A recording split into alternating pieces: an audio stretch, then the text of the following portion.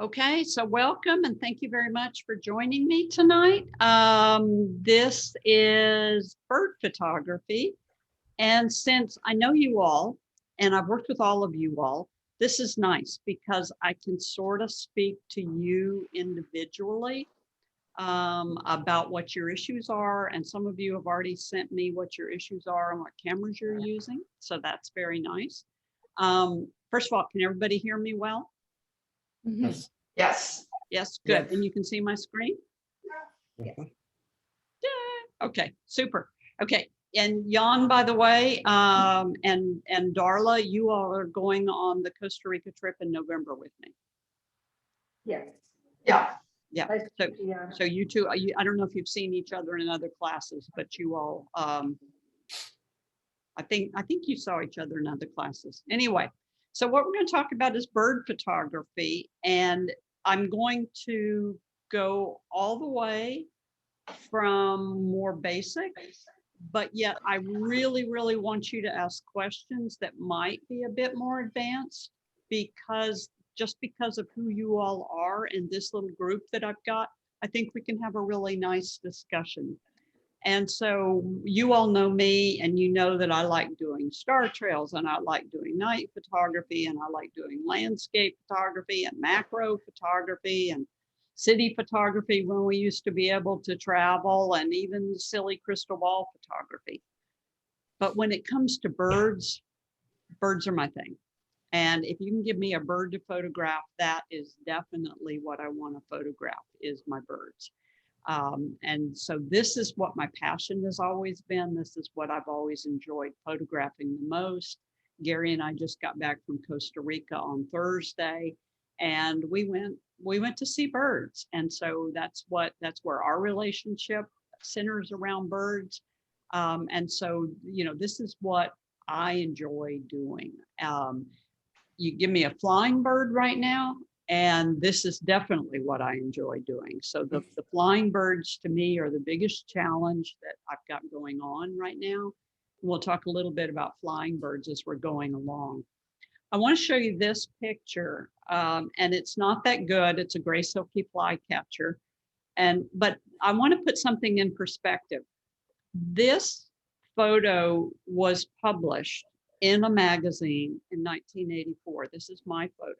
This is my first publication. And by today's standards, that is one disgusting photograph. And unless you had ever not seen that bird before, chances are we would just delete a photograph like this. But in 1984, this was a totally acceptable photograph of a bird, totally acceptable. And then this one was published shortly after that in one of the first issues of Birdwatchers Digest. And I thought I was getting so good because I was now putting the bird in habitat, cactus wren on a cactus in my parents' front yard in Arizona. So I just thought I was being so good. But look at that picture, and it's high ISO, it's not sharp, it's grainy as all get out. But in 1984, this was acceptable. And we wouldn't accept anything like this right now, unless we had to, and it was the first time we've ever seen it. There were some birds in Costa Rica that I saw the first time, and I took them like this one. But now we want sharp feathers and we want sharp detail and we want to be able to see even what kind of duck that is that this eagle is carrying in his talons. And so now we want the whole enchilada. We don't just want the bird. We want the whole thing and we want to know everything about that bird and we want to see every detail about that bird. And so by today's standards, what we are able to capture is totally different than what we used to be able to capture 30 years ago. It's amazing how many times when I'm processing pictures on the couch, Gary will look over my shoulders and he'll say, look at the detail on those feathers, because we can now see so many more details in these photos than we ever used to see before. And so what we're doing in bird photography is really pushing the limits of where we go. So you have to ask yourself what your objectives are in bird photography. Are you just doing a photographic record, or are you doing this for ID shots, capturing a photo of the bird so that you can identify it later on? I do this. I did it in Costa Rica. I was seeing a lot of birds that I'd never seen before. I was seeing a lot of birds in the tops of the trees that I wasn't seeing before. I was seeing a lot of birds under unusual circumstances. I mean, situations that I wasn't able to, I hadn't seen them before. And so I was doing a lot of ID shooting, which I don't encourage you to do. We should be, taking field notes and that type of stuff. But let's face it, a lot of our photography is ID shots. We want to identify these birds later on, and then also posting. I know several of you all post because I follow you all on Facebook or Instagram, and posting so that we can say, I can't believe you saw that bird, or you want people to notice that you took a great bird photo, or maybe even you want to do some future programs. So which one of these are you in? All of them. All of them? Yeah. Yeah. Yeah, a little bit of all of it. I mostly try to do the, good enough that I wouldn't be embarrassed to post it. I try to get some. Yeah. But sometimes, it's so far away, or it's moving so fast, or the lighting is so horrible, but I can tell it's a bird I haven't seen, or I think it is.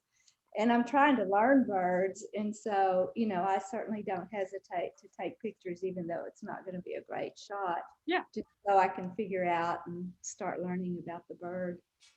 Exactly. So that we can, we can identify them later on. It's a great identification tool, wonderful identification tool. And how many of y'all go out with bird watchers? Yeah. So Darla, Debbie, yeah. Cheryl, you ever? No, is that a group, a particular group, or? People who are watching birds. Raymond, Jan? I haven't. I'm just taking their pictures. Yeah, I don't watch that much. Okay. There's Gary's a bird watcher, and that's kind of where we met each other. And so we do, and on our photography tours, we do take bird watchers, because many times a husband or a wife, one of the members of the relationship is a bird watcher, and the other one's a bird photographer. So, we go between the two of them. And what you have to realize if you go out with bird watchers as opposed to bird photographers is that with their binoculars, they can see, because the image is so bright, they can see a lot more feather details sometimes than we do, especially the bird watchers who are using Swarovski binoculars or Leica binoculars, where these binoculars that are really, really high end, they can see a lot of feather detail. Now, this doesn't count for the cheap binoculars, but the really high-end binoculars, they can see a lot of feather detail. And with a bird watcher, they can also piece together what they saw. And those of you who've been out with bird watchers know what I'm talking about. So this is a spotted wood rail. If you look really closely, it's got a baby with it. And when we saw this bird in Costa Rica, the bird watchers that were with me, including my husband, Gary, and then Willie Alfaro, our guide, they were like super, super excited because it's a spotted wood rail. And this is a little quail-like bird that lives deep in the forest. I'm excited. But while I'm shooting these pictures, and I'll show you all my pictures, while I'm shooting these pictures, they are going totally crazy because they're going, oh my gosh, that's the best view I've ever had. I can't believe it. And I'm going, this is horrible. I can't see the bird. I don't know where it is. And they're just jumping up and down because this is the best view that they've ever had of this bird. And they are getting ready to high five and go back to the hotel and start, breaking open beer because they've seen this bird. And I am like ready to cut my wrist because this is horrible and I can't see the bird. And, here you can barely see it through the vegetation, but this isn't what I wanted at all.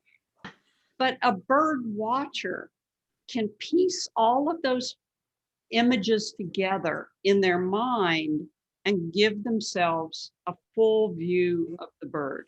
Because they saw the head at one time and the tail at one time and a wing at one time and the back at one time and the feet at one time, and they can piece it all together. But for us, we're totally disappointed. So a birder has a good look at that bird. A birder who is also a photographer, but primarily a birder, saw the bird well here and photographed the bird well here. But me, the photographer, this is what I wanted. And so this is what I got the following year. And that's when I can say, okay, I've got a photo of that bird now. And so where we have to kind of put ourselves on the spectrum is, how good of a bird photographer do you want to be, and what kind of photos do you want to bring home? Just ID photos, or do you want to bring home photos that you feel really proud about? So for instance, somebody that I consider a birder photographer, and I have many, many friends that are birders first, photographers second. So they pick up their binoculars first and their camera second, where I can't pick up my camera first. A birder photographer would accept that stick in front of the tanager. But a photographer would move over 2 or 3 steps to the side and get rid of that stick.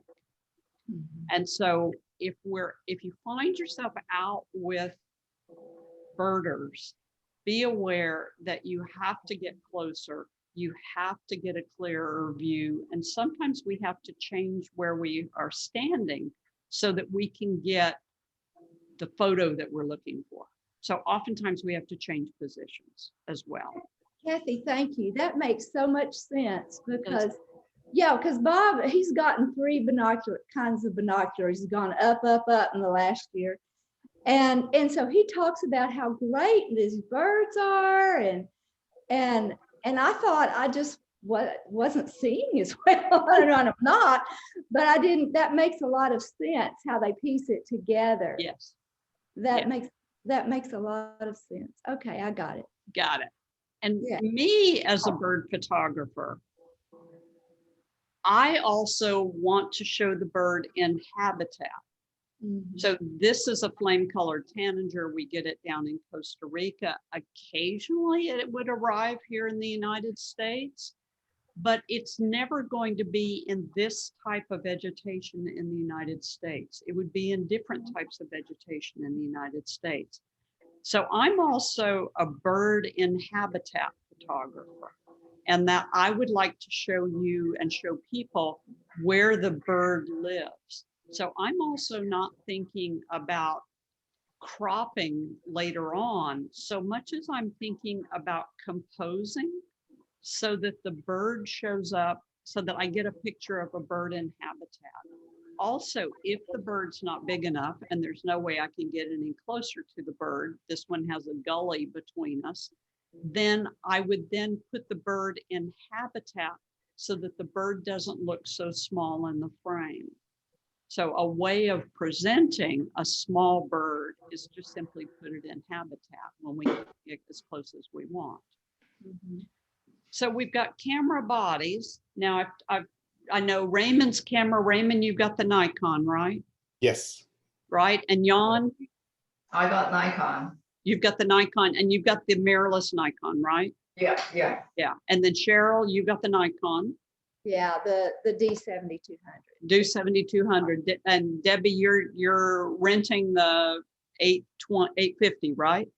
Right, but my regular camera is the D7100 right Okay. now. Okay. and then Darla, you've got the 70 Mark II, right? No, the Canon 90D. The 90D. So you've got the 90D. Okay. Okay. So I don't have to talk about these little one-piece units because none of you all have one of these. These can be amazing, but at the same time, they're not what you all are shooting with. Now, Jan's shooting with mirrorless and I'm now shooting with mirrorless.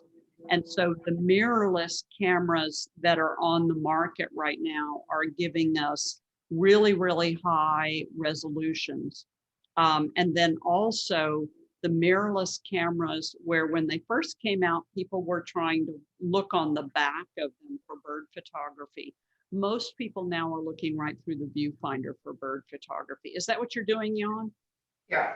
Yeah, so most Viewfinder, yeah. yeah, most of us now, the viewfinders have gotten so good that we're actually looking through the viewfinder and not looking on the back. Now, looking on the back causes a glare, but also looking on the back isn't bad for macro photography or, you know, some other types of landscape photography maybe, but most of us are looking through the viewfinder on the cameras. In mirrorless cameras, there used to be a lag time between when you push the shutter button and the shutter actually went off. That lag time in your better high-end Nikon, Canon, Olympus, and Sony cameras is now virtually gone. So we don't have to worry about that lag time anymore. It is in the smaller cameras or the less expensive cameras, but if you get into the more expensive ones, we don't have it anymore. We also, with the electronic viewfinders, have a setting on these cameras that's called virtual stimulation. And instead of it looking like an old television screen, which is how they looked about 2 years ago, these cameras are now giving us a really, really smooth view through the viewfinder. And so we're finding some really nice, cool technology that's perfecting some of the problems that we used to have with these. Many years ago, I tested the Olympus. Well, 3 years ago, I tested the Olympus and the Sony. I decided I was not going to go Olympus or Sony. And I got to test the Canon and the first Canon, the with no numbers on it. And then when I tested that Canon, I saw that Canon was going to get to where Sony and Olympus were. And so I went ahead and stayed with Canon. And then if I were Nikon, I would have gone ahead like Jan and made the switch over into Nikons. Questions for any of you all about the mirrorless cameras? No. I'm doing a series right now that I'll start posting on YouTube where I'm interviewing other bird photographers. And I asked one of the bird photographers that I interviewed the other day, was there anything she missed with her digital SLR? And she said she missed the ruggedness of it, how tough it was. And there are some things in my Canon R that I miss in terms of birds in flight. So it's much easier. Sometimes it's better for me to do birds in flight with my digital SLR as opposed to my mirrorless. So those are the two things that we've noticed that we miss. Jan, anything that you miss now that you've gone mirrorless? I've actually have the mirrorless for 2 years now, more than 2 years now. So primarily this mirrorless is what I use for the bird, because I started the bird at the beginning of last year, April. That's the April, the first trip with you at the Feather Fest. Oh no, the year before, right? Yeah. 2019. Okay. Oh no, it's more than 2 years then. So you've just known the mirrorless as opposed I to. just knew the mayonnaise, but I have a D810 as well, but I use that primarily for macro, which I haven't done very much since I got this since I started doing the bird. Yeah. Is there a time when you know when to go from DSLR to mirrorless, or, you know, does that just depend on what you want to do with the craft? I think it depends on what you want to do with the craft. And for me, there was that 100 to 500 millimeter lens that Canon was coming out with that told me I want to make the switch. So I wanted to make the switch for a lens. And once I made the switch, it was scary as all get out. And I did occasionally wonder whether I'd made the right move, because it does mean you have to get rid of all your equipment and get all brand new equipment. Yeah, Big sense. Yeah. it's a big change. Yeah, you can use adapters and all that stuff, but that's very similar to when we went to autofocus cameras and we used adapters on our manual focus lenses to fit on our autofocus cameras. So I think it's one of those things where you'll get a gut feeling that it's time for you to make a change, or you may not change. Yeah. So the digital SLR cameras, the advantage of these digital SLR cameras with bird photography is that they are robust. It's tried and true technology. And then we have all the lenses that are compatible for it. My guide down in Costa Rica is a Nikon shooter, and he does not want to switch to mirrorless because Nikon has not come out with the long lenses yet. And so, Yeah. you know, I think that we've got a lot of Nikon shooters who are not making the change yet, simply because Nikon hasn't concentrated on big lenses. They've concentrated on all the other lenses that go on the cameras. But the technology in these cameras, in the digital SLR cameras, the good thing about it, it's sturdy, it's reliable, it works every time. And so, you know, we're going to get our photos no matter what, either with using the mirrorless or using these digital SLRs. Kathy? Yeah. One of the guys that I know from SPCA was shooting with a Nikon D50, and then he went to the mirrorless Nikon, and he was disappointed in his ability to capture the dogs. I shoot cats, he shoots dogs. He couldn't get the dogs with the mirrorless as well as with the D50 and with the 850. And so that kind of made me hesitate about Nikon mirrorless. And I just, you know, I just don't know that they're that good yet. Whereas you seem to think the Canon is as good as your professional digitals. I don't think Nikon is that advanced, but I could be wrong because I have no experience with it myself. You know, I think they are, and I think they are, and it's a learning curve. I probably went out more when I first got the mirrorless, just to put it through its paces and to put me through my paces. And sometimes I'd come home so frustrated. And then other times I was a winner. It's a new technology.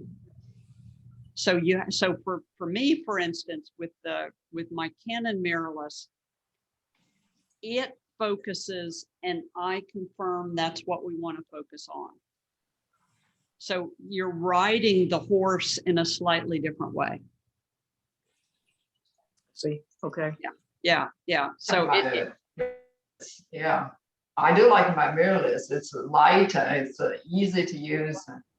Every time I hold my D810, I say, wow, this big, it's heavy. Yeah. So something that we have to keep in mind too is what resolution and what format you're shooting in. Ray, are you in RAW or JPEG? I'm shooting raw. Jan, you're in RAW. I'm Raymond, shooting raw, Yes. yeah. I'm in RAW. you're in RAW. Cheryl? I'm definitely in RAW unless something happens that accidentally gets to JPEG. Yeah. Debbie? Got it clean. Raw. RAW. Darla? RAW. Good. Okay. You can see just from the chart the difference between the size of the files in the RAWs versus the size of the files in the JPEG. Also, if you are shooting in JPEG, it is a finished photo. And so you can't even get all of the sliders to work in Adobe Camera Raw or Lightroom because it is a finished photo. So if you do want your best quality, then you're going to shoot in RAW.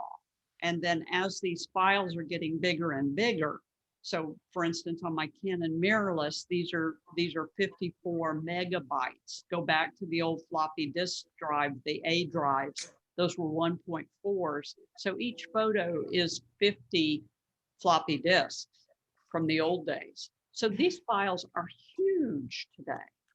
But the cards are big, the cards are cheap, and so it doesn't really matter. So I think you all are doing absolutely right for shooting them raw, because we can process better and we can also crop in the event that we need to. So some basic stuff. Let's go back to the basics and just make sure that we're doing okay with the basics of everything.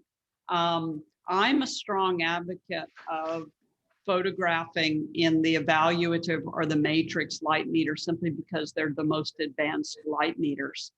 But there are a lot of bird photographers who do like to shoot in spot or partial. And spot or partial, you can see the difference between the three photos. We don't see that much significant difference between the three photos, but spot or partial only takes into account that area in the blue circle. And so that small area in the blue circle is the only thing that the meter is reading. People who photograph birds, some photographers like that, because then the background is not going to throw off the exposure.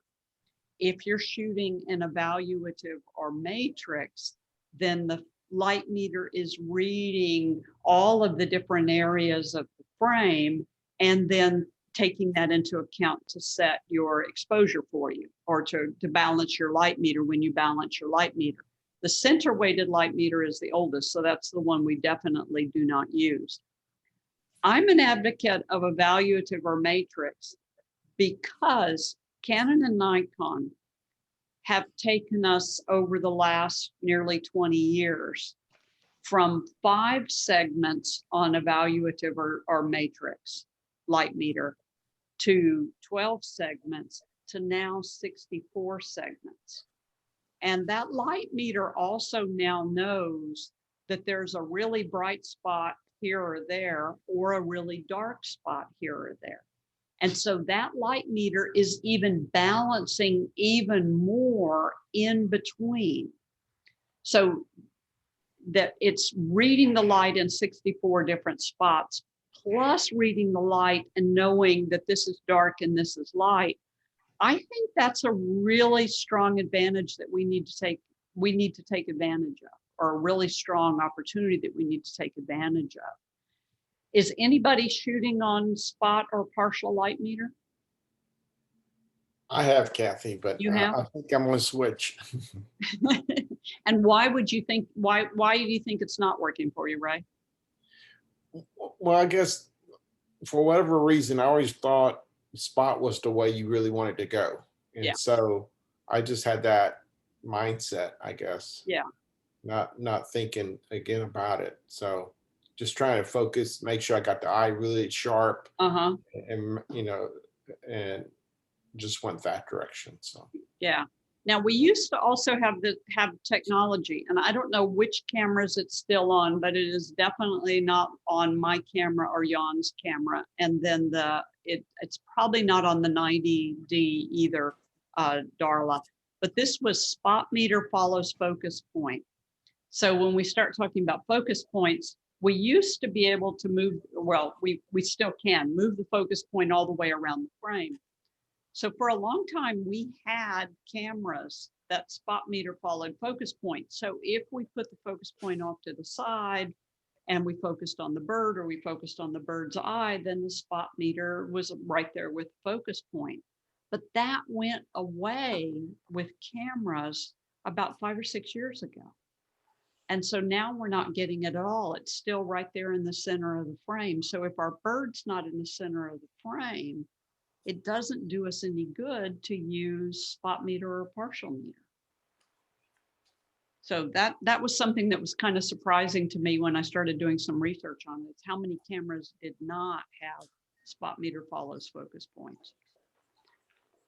So with your evaluative or your matrix light meter, the little duck would show up like this against a bright background.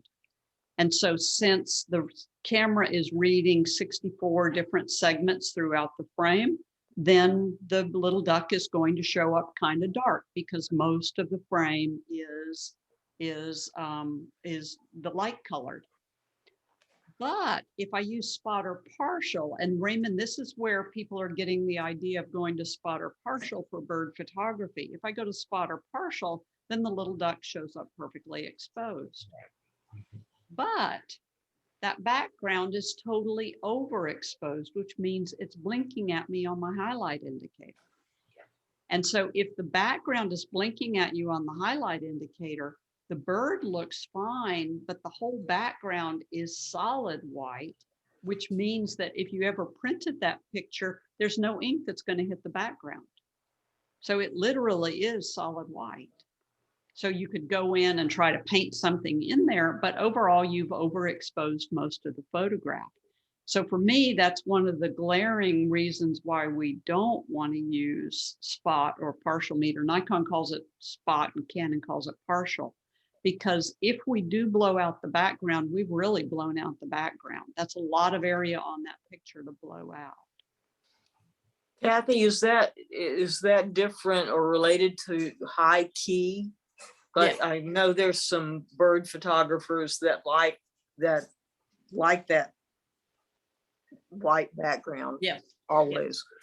And you know, I think it looks perfectly fine on the right image, but I like that also when, you know, let's face it, in Texas, many times we get just a solid white background when we're out there shooting. You know, we don't get a lot of blue sky for some reason, or at least when I go out to do bird photography, it's not blue sky.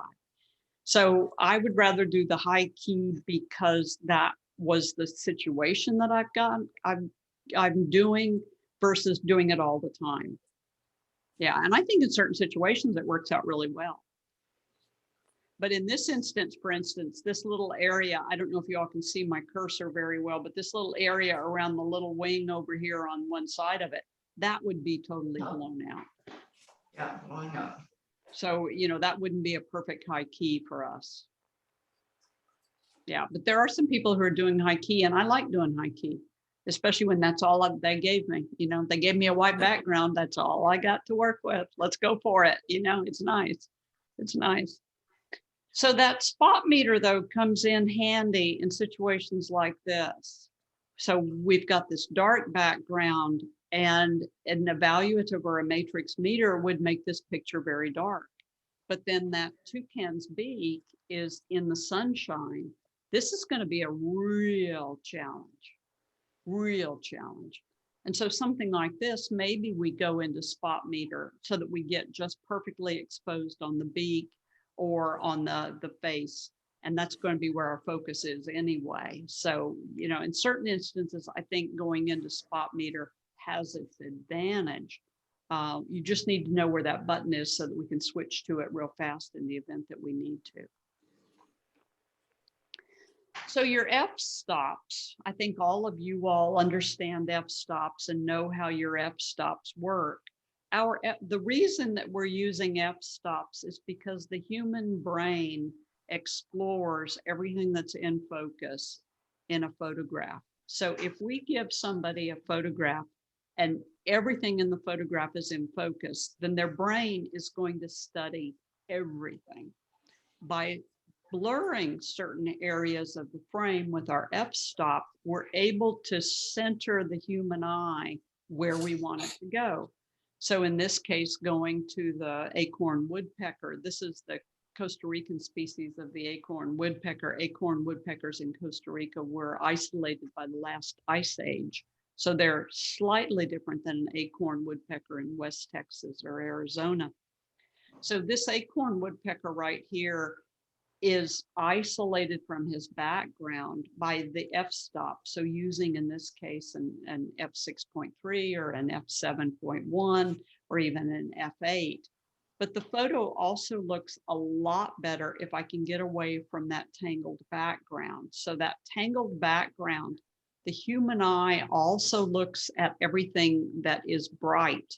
So the human eye studies the bright area first and the area in focus. So all of that white tree and those bright areas back in there, they're going to distract the human eye, the viewer of our photograph. So this is better. We don't have any huge distracting elements in the background. And this is still an f6.3 or a 7.1 or even an 8. So I'm still using a fairly large f-stop, large meaning large number, not wide open in terms of aperture. But my background is further away. And then it looks a whole lot better, 6.3, 7.1, or f8, if my background is even further away. So with f-stop, one of the things that you've got to remember is that the further your background is from the subject, the more you can blow it out of focus. So if I can position myself so that the bird has a background that is 20, 30, 40, 50 feet away from it, then I'm able to blow that background out even more. So in this case, it's a valley. So that's a mountainside on the other side of the valley.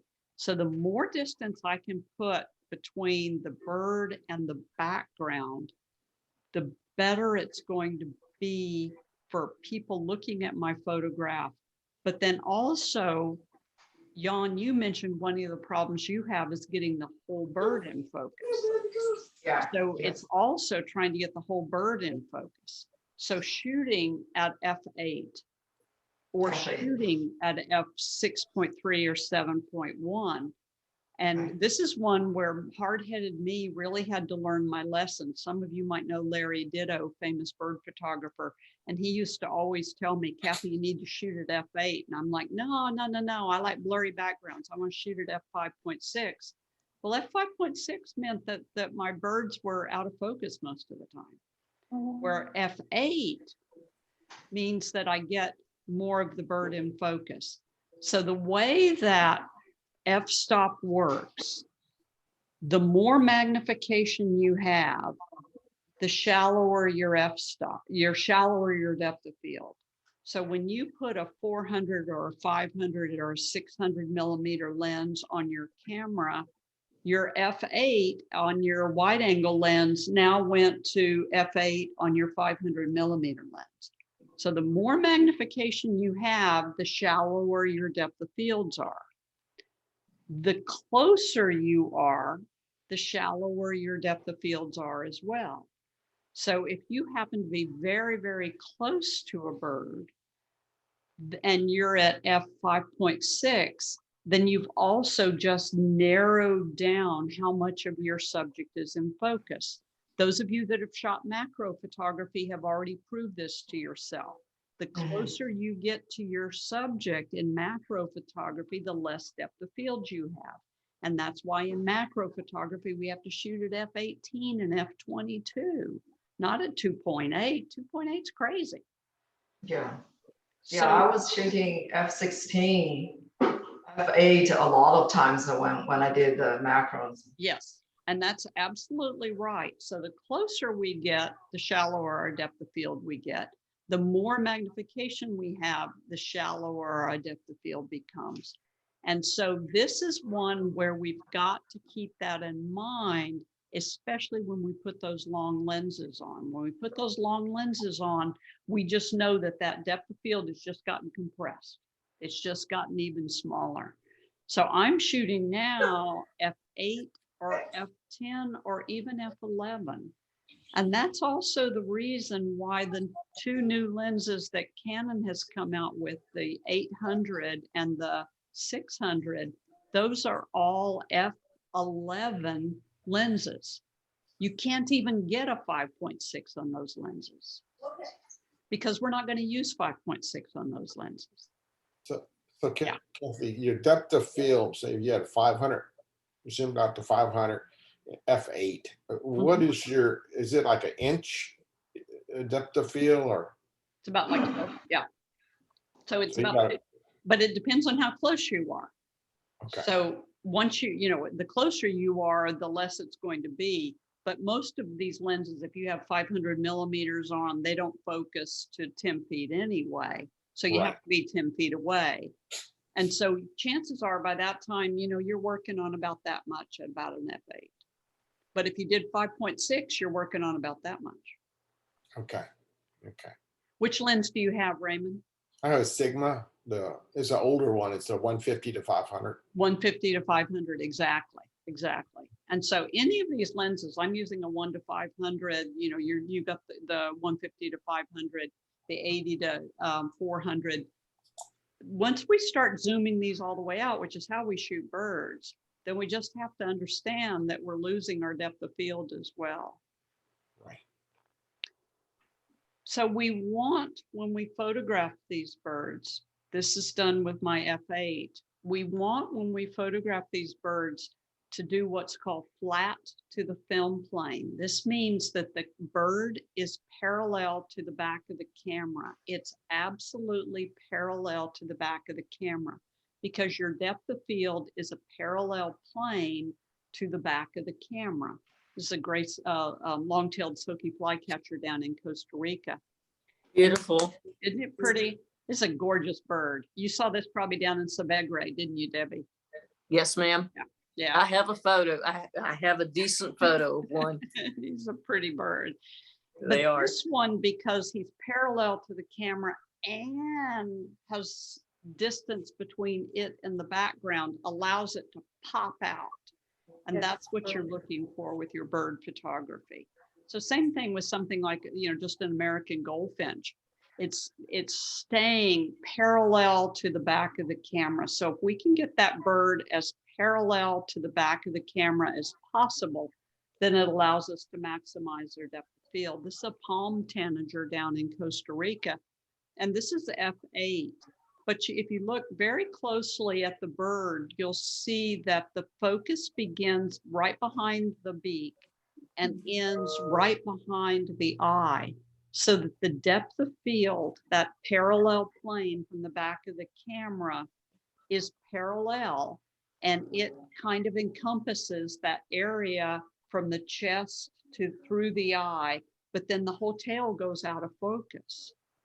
And so this is where it's looking straight at the camera at F8 versus when it does its little acrobatics and goes parallel to the back of the camera.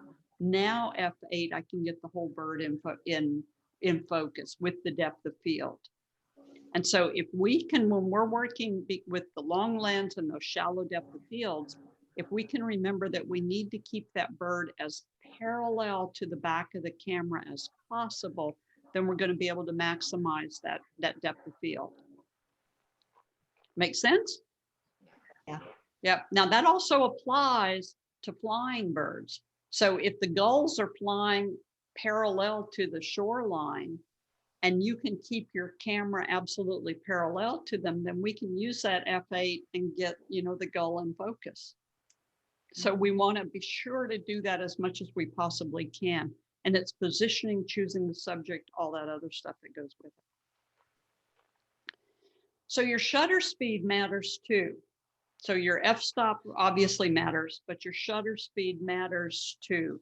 And on your handout, I've given you just a little primer on the shutter speeds, and I gave you also on your handout just a little primer on your f-stops. But your shutter speeds, if we want to sort of blur the water, but not totally, then, you know, that's 1/25 of a second. You all saw this in basic photography. But if I want to blur the water totally, then that's 1/8 of a second shutter speed, because water always blurs at 1/8 of a second. So it's the shutter speed that's stopping the movement. Shutter stops movement. And so depending on how fast the bird is moving, depends on what our shutter speed needs to be.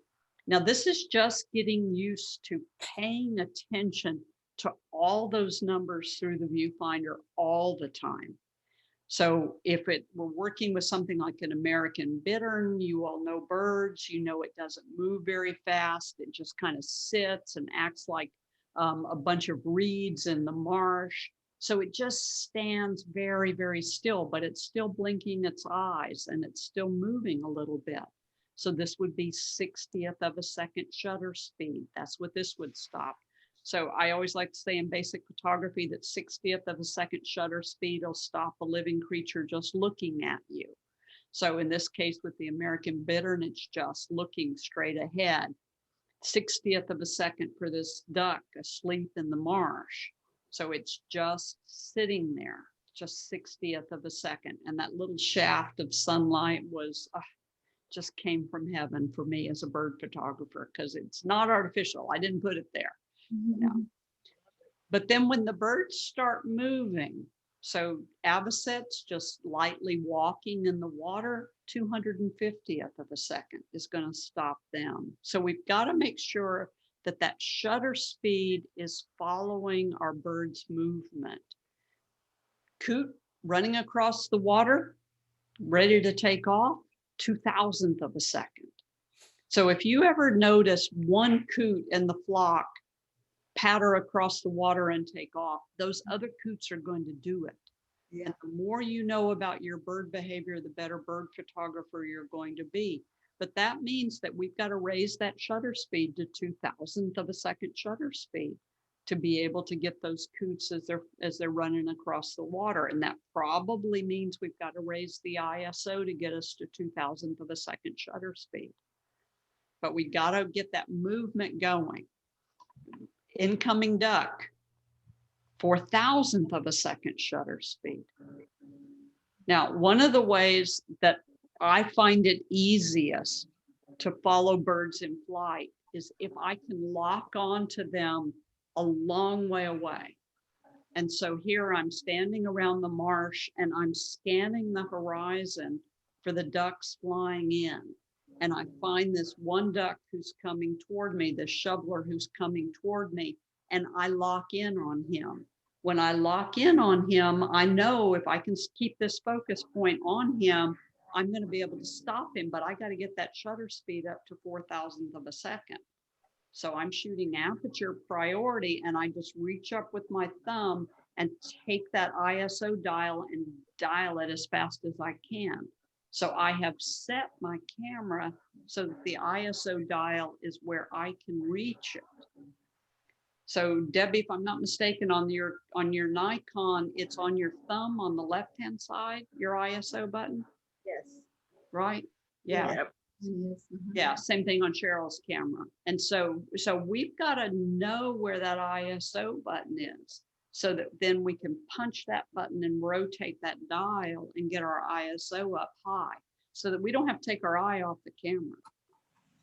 So I've reprogrammed my mirrorless to make it the big dial on the back. That's where I put my ISO now. So it's a big, huge, clunky dial on the back that I can rotate and make my ISO go where I need it to go. Darla, yours is on your fingertip, right? Yeah, I'm looking right now. It is. It's on the top of the camera. Mhm. Yeah. So it's on the top, which would mean if you've got your finger held down on the front shutter button to hold the focus, you're not going to be able to move your finger over and raise your ISO. I do a back focus. Okay, so you're doing back focus, which means now you can move your finger over and you can raise your ISO. Yeah, Right. you got to okay. keep your thumb where it is. So being able to raise that ISO has been revolutionary for the way that we photograph birds, because with film, obviously we were just using the film that we had in the camera. And now that we're getting these better and better cameras that handle high ISO, we can raise that ISO to get us to the shutter speeds that we need. So take into account also your own body movement. So the Raymond's 150 to 500 lens. So if he's using the 150 to 500 and he's zoomed back at 150, then he has to have at least a 150th of a second shutter speed to hold that lens. Zoom out to 500, now you've got to have a 500th of a second shutter speed to hold that lens.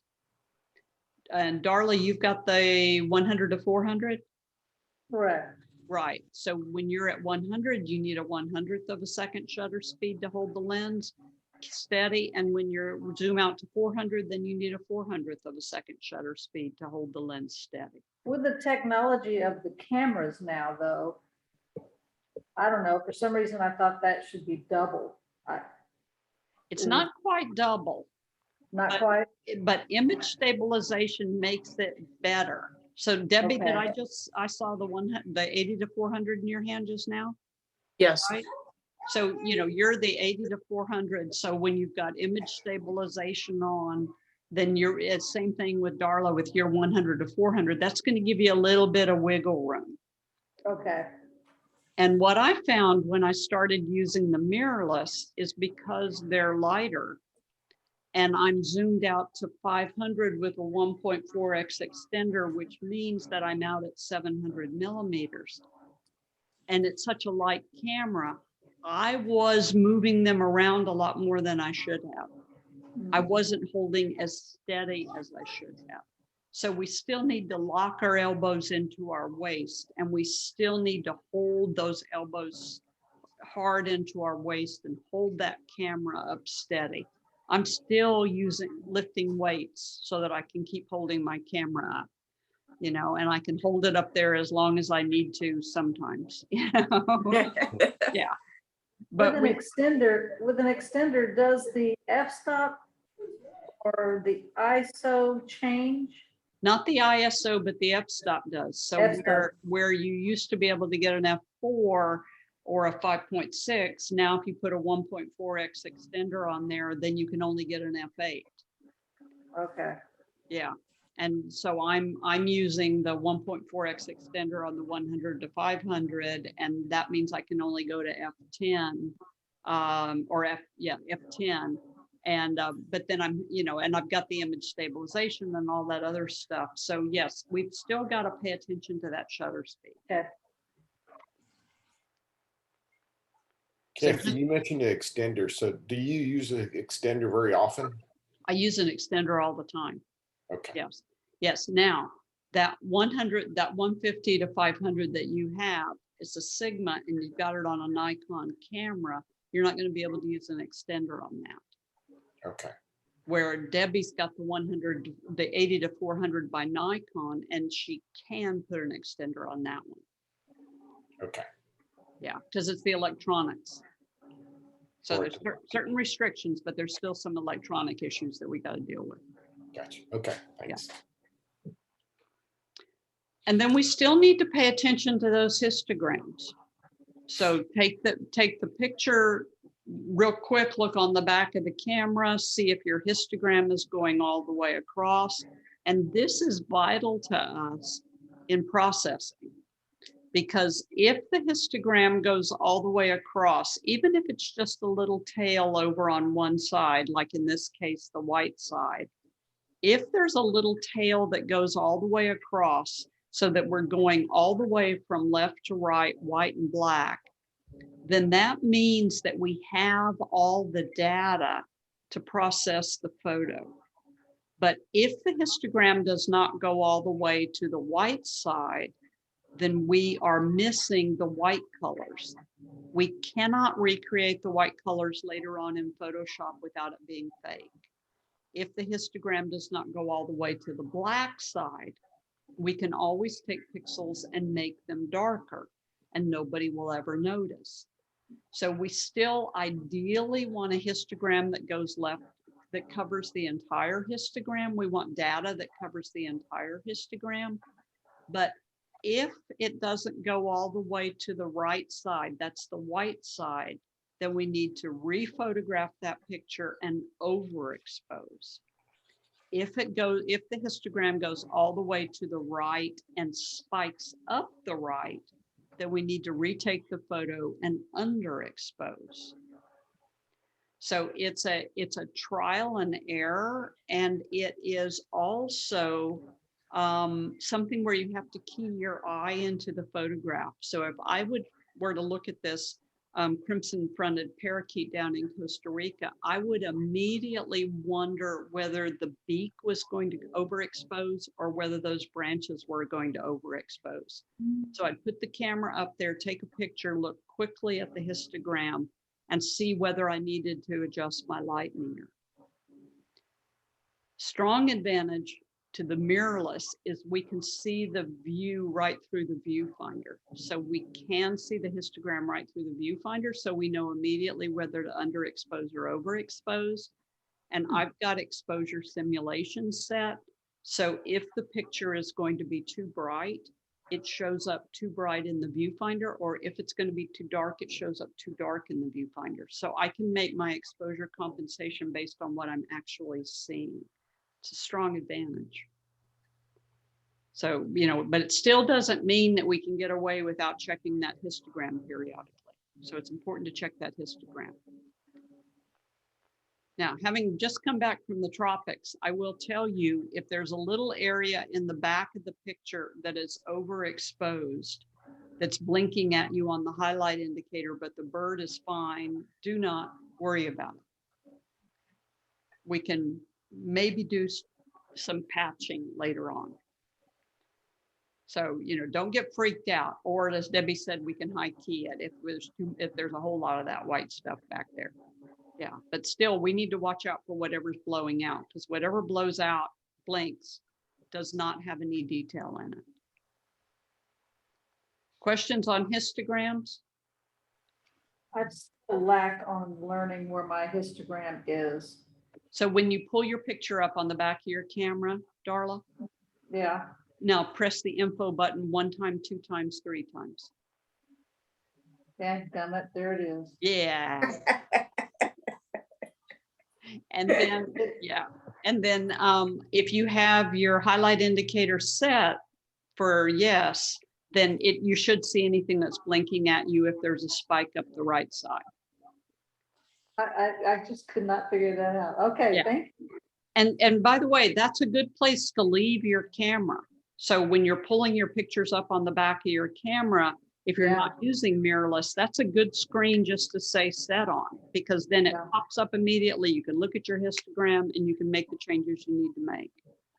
We need to learn how to move fast because the birds are moving fast. Definitely.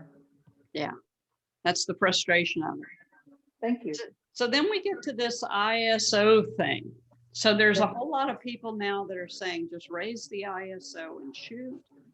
I'm saying, whoa, partner, you know, make sure that you know what you're doing. First of all, rotten light equals rotten ISO.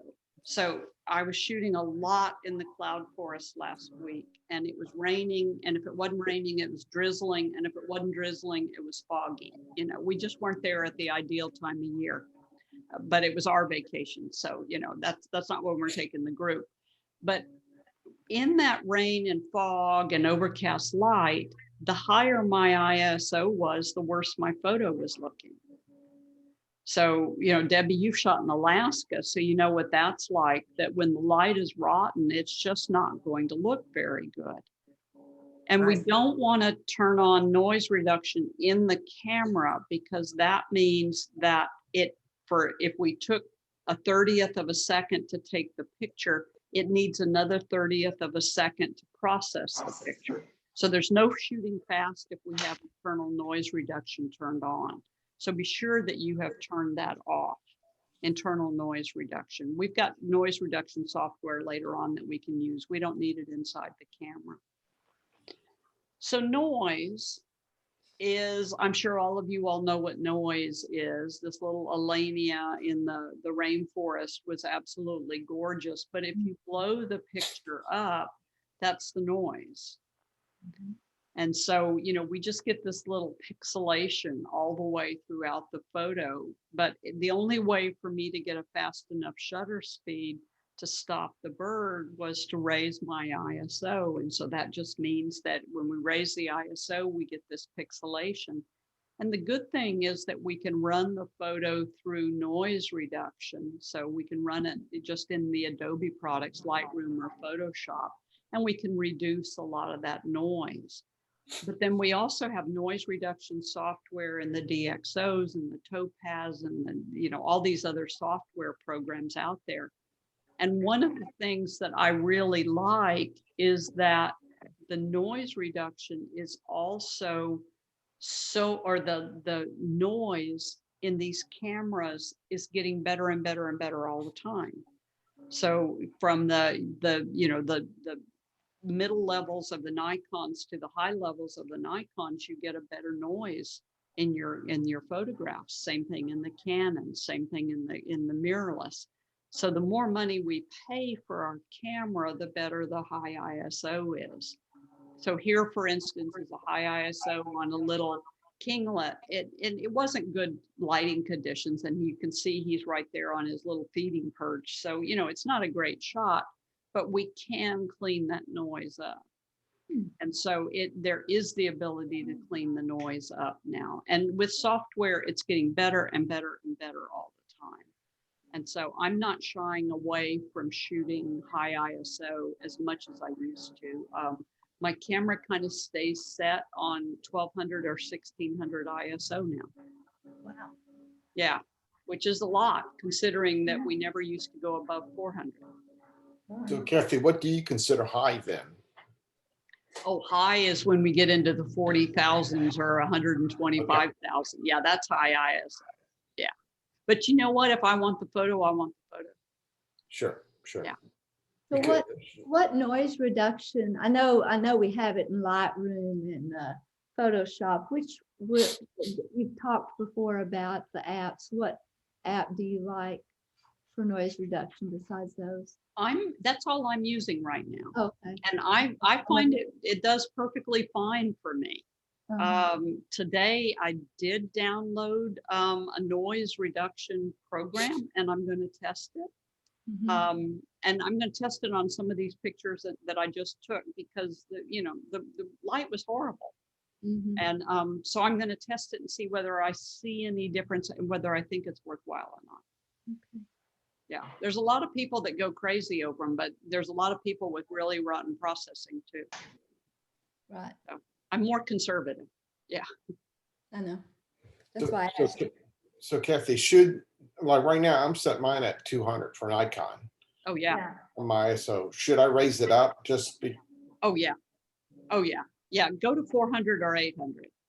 okay. On my 7200 also, I have been doing that when I wanted to catch on flying. Yes. Yes. Yes. Now, if it's a bright sunshiny day and it's blue Yep. sky and we've got, Texas heat and Texas sun, lower it because it's not necessary. Right.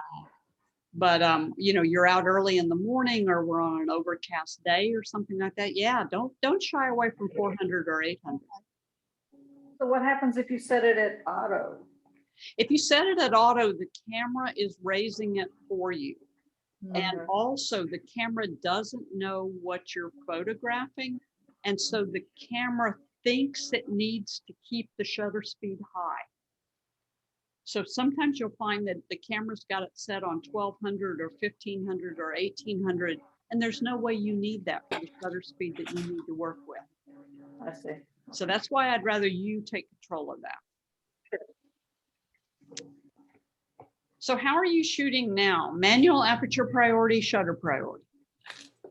Aperture priority. I'm doing aperture more than anything. Sometimes I do shutter if I'm really wanting to get some flying and I can't figure out how to adjust the rest of it.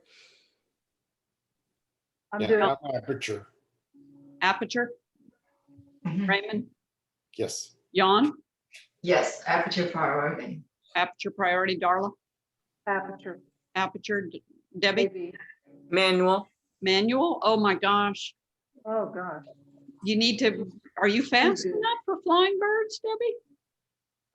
No, that's probably why I don't have any. Yeah. I applaud you for shooting manual, and I've got some friends that are in their 70s and they've been top of the line bird photographers and wildlife photographers their entire adult lives. They're fabulous. They shoot manual and I don't see how they're fast enough, but I guess they've just been working at it so long. So I shoot aperture priority like you all were saying. And the nice thing about aperture priority is that it allows us to set our f-stop. So, that would mean that I can set my f-stop at f10. The camera sets the shutter speed. I look at that shutter speed and decide if I like that. If I like that, then I stay there. If I need a faster shutter speed, then I raise my ISO with my thumb. So I just stay on aperture priority almost 100% of the time. Come on. Yeah. Now, Okay. there's this way of shooting, and I tested it and I like it, but I think that you need to test it yourself. So you go into the manual mode and you set your ISO on auto. So this is a good sunshine day test. You set your shutter speed at 2,000th of a second. I'm doing 2,000th of a second because I'm watching these quail run all over the place. So whatever you think you might need to stop your subject. And then you set your f-stop at f8. And what's going to happen with your camera is because you have the ISO on auto, is the ISO is going to raise and lower to keep your shutter speed at 2,000 and your f-stop at 8. So you set your shutter speed based on what you think you're going to need. You set your f-stop based on what you think you're going to need. In the manual mode, you set your ISO for auto, and now the ISO just raises and lowers to keep you at 2000 f8. The good thing about this is that some cameras will let you overexpose or underexpose, and some cameras will not let you overexpose or underexpose. So my Canon would not let me overexpose or underexpose. So in the event I saw from the histogram that I needed to overexpose, or from the histogram that I needed to underexpose, it wouldn't let me do that. So I would have to get off of auto ISO, underexpose it based on the light meter, and then go back into auto ISO, and then I could continue to shoot. But anytime I needed to underexpose or overexpose, it wouldn't let me do that. So make sure that this works on your camera body if you're going to try it. I quit using this, and I might go back to it, but I quit using it. And I quit using it because I would forget that I was in it, and I would then photograph perching birds at 2,000th of a second shutter speed at a really high ISO, and I didn't need the shutter to be that high, so I didn't need the ISO to be that high. So I would forget to change my shutter speed or change my f-stop, and as a result, I was just kind of shooting mindlessly. And then I was getting a whole bunch of grainy, noisy pictures that really didn't need to be grainy and noisy. So I went back to my aperture priority way of shooting. So this is an option, and you might just give it a try, see how you like it. Some people really, really, really like this, and some people found that they don't like it. See how it works on your camera. So other good features that you should be using on your camera, and I hope you're using on your camera, is your AI servo if you're a Canon user. So Darla, you should be on your AI servo. Nikon's you all would be on your autofocus C, AFC. And what this is that the camera constantly focuses as long as you have your finger on the shutter button. So as long as you have your finger on the shutter button, whether you're using back button focus or front button focus, whichever one you might be using, if you're on autofocus C or AI servo for Canons, then your camera is constantly going back and refocusing on the bird. And that's what we need, because most of the time the birds are moving. The autofocus S means that it focused one time and it's waiting for you to raise your finger up and down and refocus again. And one shot in Canon is doing exactly the same thing. It's waiting for you to raise your finger up and down so it can refocus. So we should be on autofocus continuous if you're a Nikon user, and AI servo if we're a Canon user. And then the rapid release, for some of you Nikons, this would be your CH and your CL up on the top of your camera on the top left-hand side. So in the CH means that camera is going to fire as fast as it possibly can. And that would be Darlene in the Nikon, excuse me, in the Canons, that would be your 3 pieces of paper with the H on the back of it. So the 3 pieces of paper or the CH, this means that camera's going to fire as fast as it possibly can. So that means 14 frames a second, 10 frames a second, 7 frames a second, or whatever your camera's highest speed is. This is all based on your shutter speed as well. So if you have a 4,000th of a second shutter speed, it's going to be able to fire really, really fast. If you have a 30-second shutter speed, you can hold that H with the 3 pieces of paper down all you want. You're only going to get 1 picture every 30 seconds. Okay, so it's all based on your shutter speed. Questions on those, or is that where you all are shooting? Mhm. Yes. How do you like on the mirrorless where you don't hear the shutter? I mean, because I shot with one and I fell in love with it, but I had already bought this camera, so Yeah. it's not like I could just go out and spend money on that one. Yeah, I still hear the shutter because I'm still on the manual shutter. So I still hear it. Okay. Yeah. Yeah. Yeah, and I don't like it when I can't hear it. So I'm still Yeah. on the shutter I can hear. Yeah. And you know, be aware that when you're working on birds, we really do need to be on this high speed release, especially if the birds are moving. If the birds aren't moving, and I mean they're just walking around in the marsh or that type of stuff, then I'm staying on the 3 pieces of paper or the CL. Because I just don't need that many pictures. I don't want to edit that many pictures. But if I notice that that bird is starting to move, once again, your naturalist skills kick in and you see that that bird is starting to move, you better move over to the CH or the 3 pieces of paper with the H and know how to get there and how to get there fast. So if you ever see an egret or a heron or a hawk lean over and poop, they're going to fly.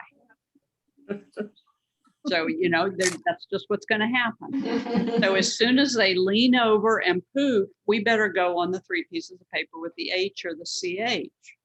If you start noticing that the one coot took off and started running, the other coots are going to take off and start running. Get yourself ready for it. So if the ducks are coming in flight, take lots of pictures of it. It's the only way we're ever going to capture these is on those 3 pieces of paper or the CH. So we've also got shooting on one individual focus point or a cluster of focus points. Darla, where are you? One individual focus point or a cluster? I'm at 1. You're 1. Debbie, where are you? Cluster or one individual? 1, I think. 1. Okay. Cheryl, where are you? One individual or a cluster?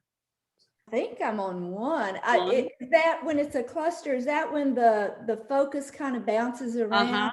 Because when I got my camera back from getting cleaned, it was doing that. And I had to go, I don't remember how I changed it, but Yeah. I did get, but it uses all of those different focus points, but you get to move them. Right. Okay. Okay. Right. Got it.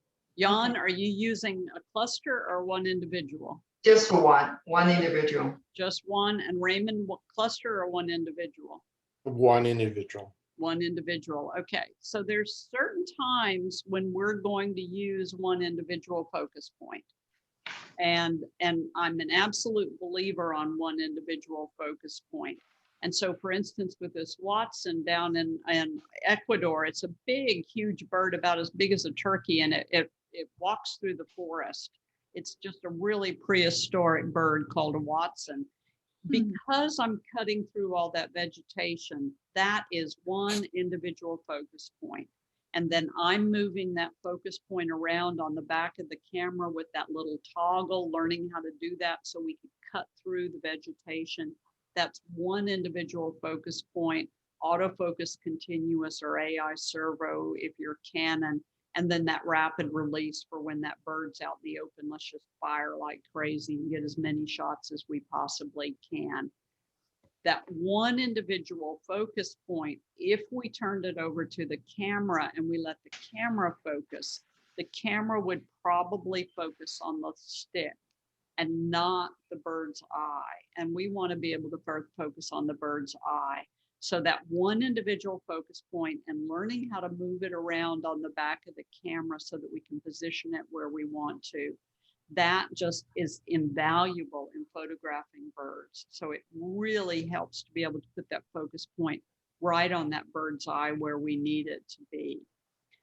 We get into a situation like this where we know that the snowy egret is going to launch at any moment, and the snowy egret's going to plow into that water and try to catch a fish. And hopefully we're going to get the picture of it going into the water and splashing, you know, all over the place and coming back out with a fish. That's what we're all hoping for.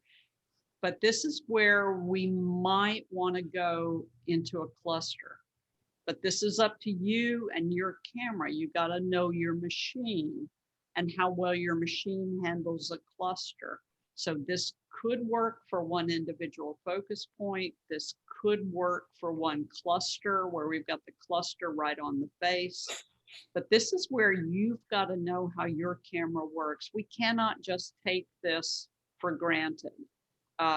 You know, so we've got to know how your camera works and whether it really does what it's supposed to do, whether it does what the literature says. Cheryl sent me something the other day that her camera was supposed to be able to do, right, Cheryl? Mhm. And so we're just, you know, she just got to test it, see whether it holds. If it true or works. not. Yeah, see whether it works or not. So in your Nikons, we've got this, I just kind of grabbed this for a general Nikon. We've got the face detects for the Nikon. We've got a wide cluster. We've got a medium cluster, and then we've got a small pinpoint. So the one individual for Nikons. And then some of your Nikon cameras have where we focus on that bird, just like that snowy egret I just showed you. And supposedly, if we keep our finger halfway down when the bird moves, the camera will follow it. Hmm. That's what you got to test. Really, we have that? I didn't know that. Yeah, that's supposedly, yeah. Now, Darla, yours is like this one up here on the top. So you've got one individual focus point that's a tiny, tiny focus point. You've got one that's a little bit bigger. So this is the one I'd recommend using. But then you've got a small cluster. You've got a small square, larger active area, and a big, big active area. So if I were photographing flying birds, like pelicans or gulls, I would go into whatever it does on your camera, the smaller wide area, that would be maybe wide right here on your Nikons. Big birds like pelicans, I would go for the big size, that would be your really wide for you Nikons, however it's set up on your camera. And then now in the mirrorless, we have face detect. So in some of your cameras, you already have face detect, your digital SLRs. And Jan, you have face detect, right? In your Z. Yeah. Yeah. I'm just hoping you have eye detect. Well, we're supposed to have eye detect in it. Now, the face detect in the new Canon and Sony also has animal face. So it's not just human face, it's animal face as well. And it is supposed to detect the eyes. Okay. Now, in some tests of mine, and there was one shot where I missed it, it found American beauty berries. You know American beauty berries? Yeah, it really thought those were eyes. And it just, you know, I lost my bird completely because it went over to focus on the American beauty berries. And I have seen it focus on little round Yopon leaves. Oh. So it's not foolproof, you know, and this, yeah, so it's there, but it's not foolproof. But I really do suggest one focus point, especially when the vegetation gets thick, or when that bird is like a tall egret neck, and we need to make sure that the eye is in focus. That's where I really like this one individual focus point, or the pin, as Nikon would call it. Are these mirrorless? Is that what you're showing? Because I don't The bottom, recognize. the that bottom for one is mirrorless right here. And Uh-huh. yeah, and I think I found it from a Nikon 850 or something like that. So was that in the menu somewhere? Because I don't remember. It came out of the manual, and it was the icons that it was showing. I think Okay, I'll I see think if it was the I can find it. 850. Yeah, Oh, mine's just not that big. doesn't look like that. Yeah. Right. I'll see if we have that. Yeah. Maybe from me. I don't. I noticed it's not really- if I'm on my mirrorless on AFC, that I cannot use pinpoint. I have to use 1 point. No, Yeah. you can use all of them if you're on autofocus C. No, the pinpoint. If I use AFC, the pinpoint is disabled. The pinpoint's disabled, really? Yeah, Oh, that's horrible. yeah. Yeah, that's bad. Unless I have AFS, then I can use pinpoint. Oh, that's rotten. That's rotten. So that pinpoint is really, really tiny, Yeah, really tiny, really. and the move's really slow, and so I guess when you shoot it continuously, and then that doesn't. It's disabled. Yeah, once you're on the AFC. Okay, Amazing. gotcha. And I have to admit, Cheryl, when I went and grabbed this today, this was something I hadn't seen in Nikons, but I haven't put my hands on Nikons in about a year now. Hmm. You know, Might be new. except the mirrorless.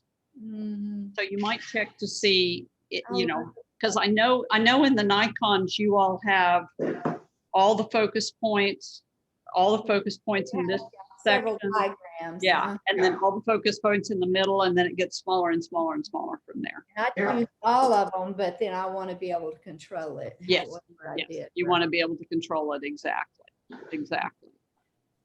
Now, on the other hand, if I am photographing purple martins, and by the way, if you can put yourself under a purple martin nest box right now, purple martins are a heck of a lot of fun to photograph in flight. Shoot.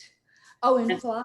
In Oh. flight, yes, because they do the same thing. They go out, they come back in, they go out, they come back in. They're really predictive.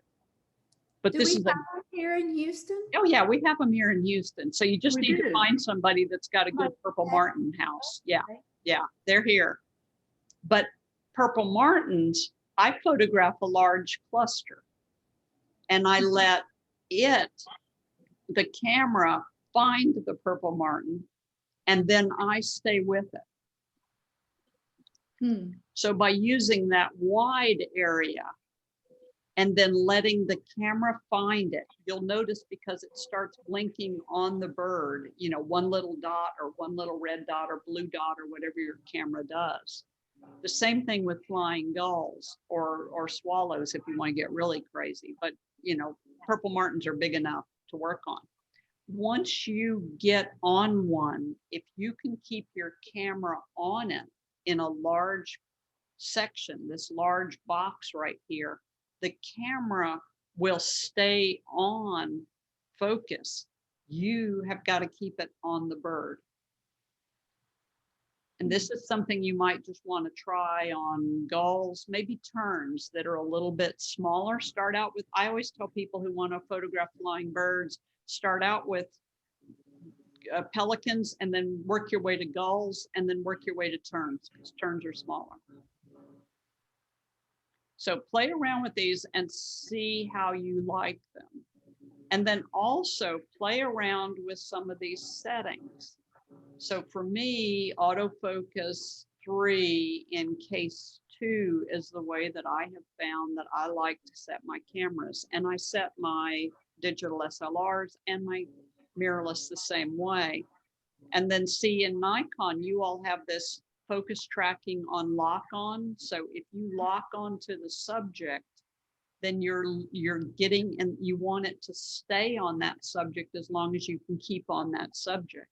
So play around with some of these autofocus settings and Okay. see which one works the best for you. But remember, it may not work the first time. This is where you've really got to put some commitment into working on these flying birds.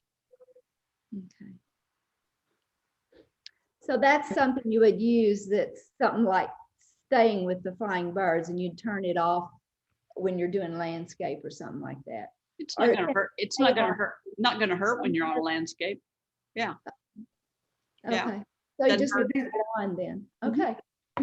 These are settings that you've set up, right? I mean, this is like a menu or It's something. in Yes. the menu, and you just turn it on. I Yes. just didn't know what it was. Yes. So I don't know how to do that. So Okay. Darla, on the back of your camera, you've got the red menu first, and then you've got Right. the autofocus menu, and then you got the blue menu, the yellow menu, and the orange menu. Yeah, Yeah, so this would be under your pink menu. okay. Yeah, and you know, But I only have like a number 1. That's all I have. that's all you have on that camera? Okay, so that's what they gave you on that camera. So mine, there's a AF1, which is short, and AF5 that's long. It has the numbers in between, and right now it's on 3 normal for the focus tracking. Yeah, So that's interesting. It was already on. I didn't know that. you got to test it. Got to Yeah. test it, see how it works. That's Yeah. interesting. And this was part of my taking the camera out to Galveston or to a pond or something like that, and just sitting there and just working it. Sure. You know, just working it. That's all I'm doing. Trying to figure out which one works best. Okay. Well, good. So on the animal eye, this spring, I really went crazy testing this one, and I've got a couple of blog posts about it. That when the camera locked on to the bird's eye, and you all know vireos and warblers and how big they Mhm. are on the upper Texas coast when we get migration. Mhm. On that animal eye, when it locked onto the eye, it was my job to keep the camera on the bird. Most of the time, the camera would stay in focus. And if I missed it, it would be one, and then it would go back and recover it, and one and go back and recover it. So that's another thing that you need to test your camera on when you're doing flight and action photography, is how soon your camera recovers. So if it misses one, does it come back and find the focus real fast and stay on it again? And then it might miss again, and but how soon does it come back? And you can notice this by when you hold your finger down, how many are out of focus versus how many pop back into focus. So Okay. you would hope that your camera body pops back into focus. Your when- job though is to keep the camera on the bird. Okay, so are you saying it goes out of focus? That's because I shake the camera and it's off of the camera? So you want to, and does it just automatically refocus on it? That's what you've got to test your camera.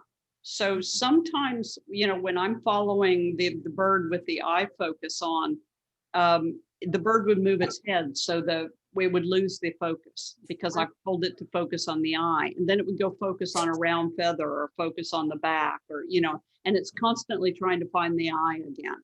Okay, oh, I see. Yeah. Are you on a tripod or are you holding the camera? Now I'm holding the camera. Yeah, just chasing those little warblers through the brush, you know, or vireo in this case. We have more Yeah. fun doing that, right? It's fun. Yeah. So equipment, some things to think about, what things that you want versus what you need. This is a 10mm lens, and we're not going to use much of this for bird photography. So we can photograph birds with like a 70 to 300mm lens. I did this for years. So something in the 300 range works sort of okay. Depending if you have a crop sensor camera or not, because if you have a crop sensor camera, that 300mm lens gets you a 420. So you can get birds like this rufous collared sparrow in Costa Rica with a 70 to 300mm lens, especially if they're habituated to people. 300mm lens with a 1.4x extender. This was probably my all-time favorite lens. It was fixed, so I didn't have any zoom to ever worry about. 300 millimeters is almost perfect for flying birds. Mm-hmm. Nikon makes one, Canon makes one. They're fairly light. You put a 1.4x extender on it and your f-stop's 5.6. So you've just got plenty of light, easy lens to carry around. It doesn't take up a lot of weight. And the glass on it, because it's a prime lens, is just amazing. So Nikon and Canon both make one of these. I shot this lens for years as my bird lens. You can, and the good thing about this lens also is just very mobile, but it's perfect for flying birds. So here's 300 millimeter lens with a 1.4x extender. I'm too close to get the tail on the Mont, so I wasn't even able to get the whole bird in the frame here because his tail is really nice and long. But now we've got all different kinds of options. And as Raymond said, he's using the 150 to 500, right, Raymond? And then the Yes. 80 to 400. So we've got the 80 to 400, the 300 millimeter f4 back here, the 200 to 400. We've got more lenses out there for bird photography than we know what to do with. And so, this is where I really recommend that you find a lens that works for you and for the weight that you can carry for your camera body. And Jan, which one are you using? I'm using 80 to 400. 80 to 400 on yours. Yeah. So, Yeah. that 80 to 400 by Nikon is just a beautiful lens. It's totally in their professional lines. The glass in it is amazing. The focus in it is amazing. And then it's the same with the 100 to 400 in Canon. The glass is amazing. The focus is amazing. The image stabilization is amazing. And then Darla, you've got the 1.4x extender there. I do. Yeah. So that'll go with your 100 to 400 and they work well together. And the same thing with the 80 to 400 in Canon, in Nikon. It works well. It plays well with its tele extender. I'm waiting for the Z mount 200 to 600. Says it's gonna be all at the end of this year. Oh, okay. Okay. And this is where we've got to, with those big ones, we've got to watch the weight. This one right here is that 200 to 600 that Nikon came out with. And that little baby is heavy. It is just heavy. You need your own wagon to carry it. It's just a very heavy lens. Yeah. Yeah. And Canon's come out with a couple like that too, where they're, they sound great, but they're just end up being super, super heavy. So we have a lot of options right now. We can use the big lenses, like the 500 millimeter lens, and it does give you, I think, one of the best views around. And so Canon's got the 500, Nikon's got the 500, but these are heavy, heavy, heavy lenses, have to be used on a tripod. Except for the very young people. And then, but you put a 1.4x extender on there and there's just an absolutely beautiful view, but it does need a tripod. It does need a ball head, a gimbal head, it takes all kinds of accessories. One of my favorite things I used to do with my 500 was put it on a bean bag and then just drive around the wildlife refuge with it hanging out of the window. I love to use my car as a blind at the wildlife refuges. So Anahuac, Brazoria, San Bernard, any of the wildlife refuges that we've got in this area. These are just beautiful for using your car as a blind. Darla, are you in the Houston area or San Antonio? I am in Montgomery. You're in Montgomery, so you're in my area. Okay. Yeah. Yeah. I'm in the Woodlands right now, though. Yeah. I live here during the week and Yeah, go. okay. Then you go someplace else on the weekends. Uh-huh. So, using your car, Raymond, you were asking how to get close. This is what I do.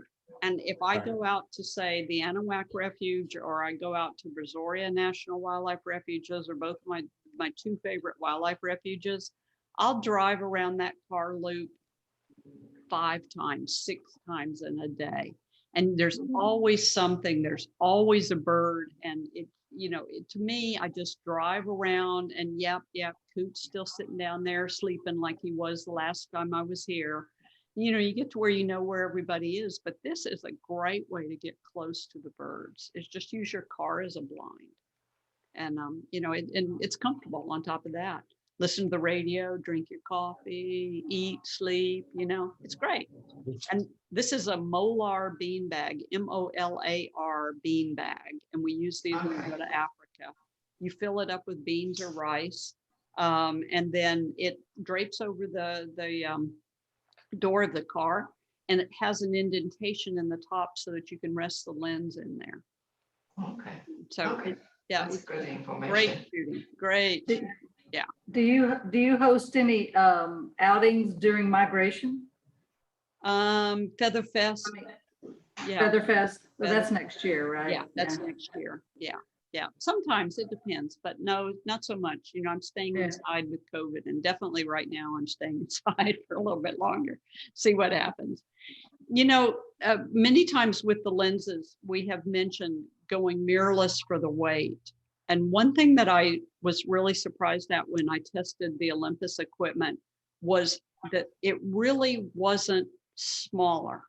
So here's my Canon with a 300mm lens compared to the Olympus with a 300mm lens. Here's my Canon with a 300mm lens compared to the Olympus with a 300mm lens. We're really not saving that much in weight. But what Really? we are saving is it's a smaller package. So I have a male friend with very, very large hands, and he asked me if he should move to the Canon mirrorless.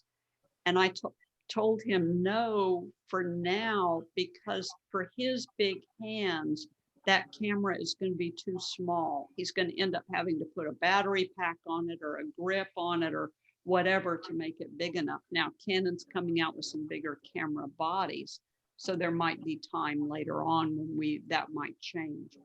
But it's not a significant savings in weight. It is sometimes for me a little bit more ergonomically more balanced. So there's a little bit of savings in weight, but more balanced than anything else. So for me, it's the fit in the hand. So the mirrorless cameras, because of my hand size, fit very well in my hand. Okay, so cards. We need to keep things in mind with your cards. Have you ever been shooting and you notice that you get the busy signal? Yeah. Yeah. Okay. So this is where we have to do the math on our cards. And especially once we go into that high-speed shooting, where the camera is doing 14 frames a second or 18 frames a second, we've got to make sure that card will keep up with us. And so there's a little number on your card that tells you how many megabytes per second, not megapixels per second, but megabytes per second. It's on your card. And if it's not on your card, then you probably don't have a very good card. So then you need to look up in your specifications how big your file size is.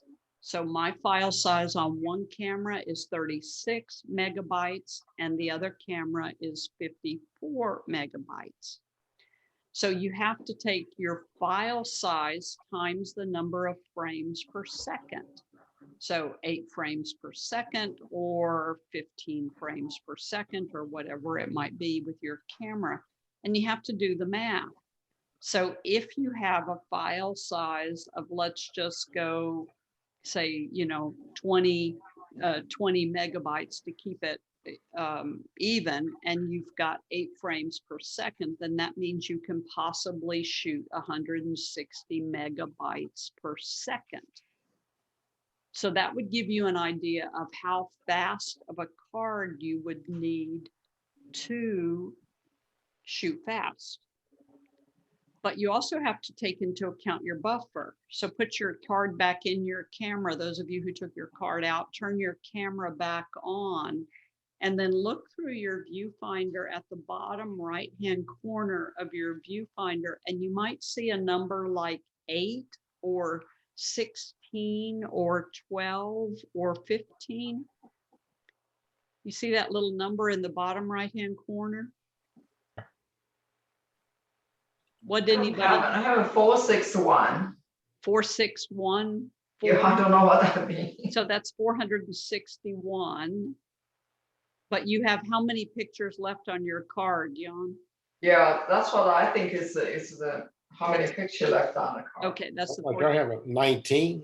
You have 19, Raymond. Good. I have 20. You have 20. Okay, good, good. Raymond, is it on the right side or the left side for Nikon? It's on the right side. It's on the right side? Yeah. So Okay. what are we looking at? You're looking for a number through the viewfinder in the bottom corner. It's either an Does it have an R by it? uh-huh, has an R by it. Oh, mine has. 20. Okay, good, good. Well, That's how many pictures you have in buffer. So meaning your camera's memory. So you have, how many, Raymond, did you say 12? No, I had 19. 19. So that camera can hold 19 pictures in buffer while it's recording to your card. So where originally we said that our file size was 20 megabytes and our camera shoots 8 frames per second, which would be 160 megabyte card, we maybe don't need 160 megabytes per second because we have a buffer that's holding 12 pictures or 19 pictures or 20 pictures. Cheryl, you said yours was 20? Well, 12, yeah. So if we've got a buffer, then we may not need a card that can actually keep up with our speed. But if we are going to try to shoot as fast as we can, and we never want to get that busy signal, then we need a card that can keep up with it.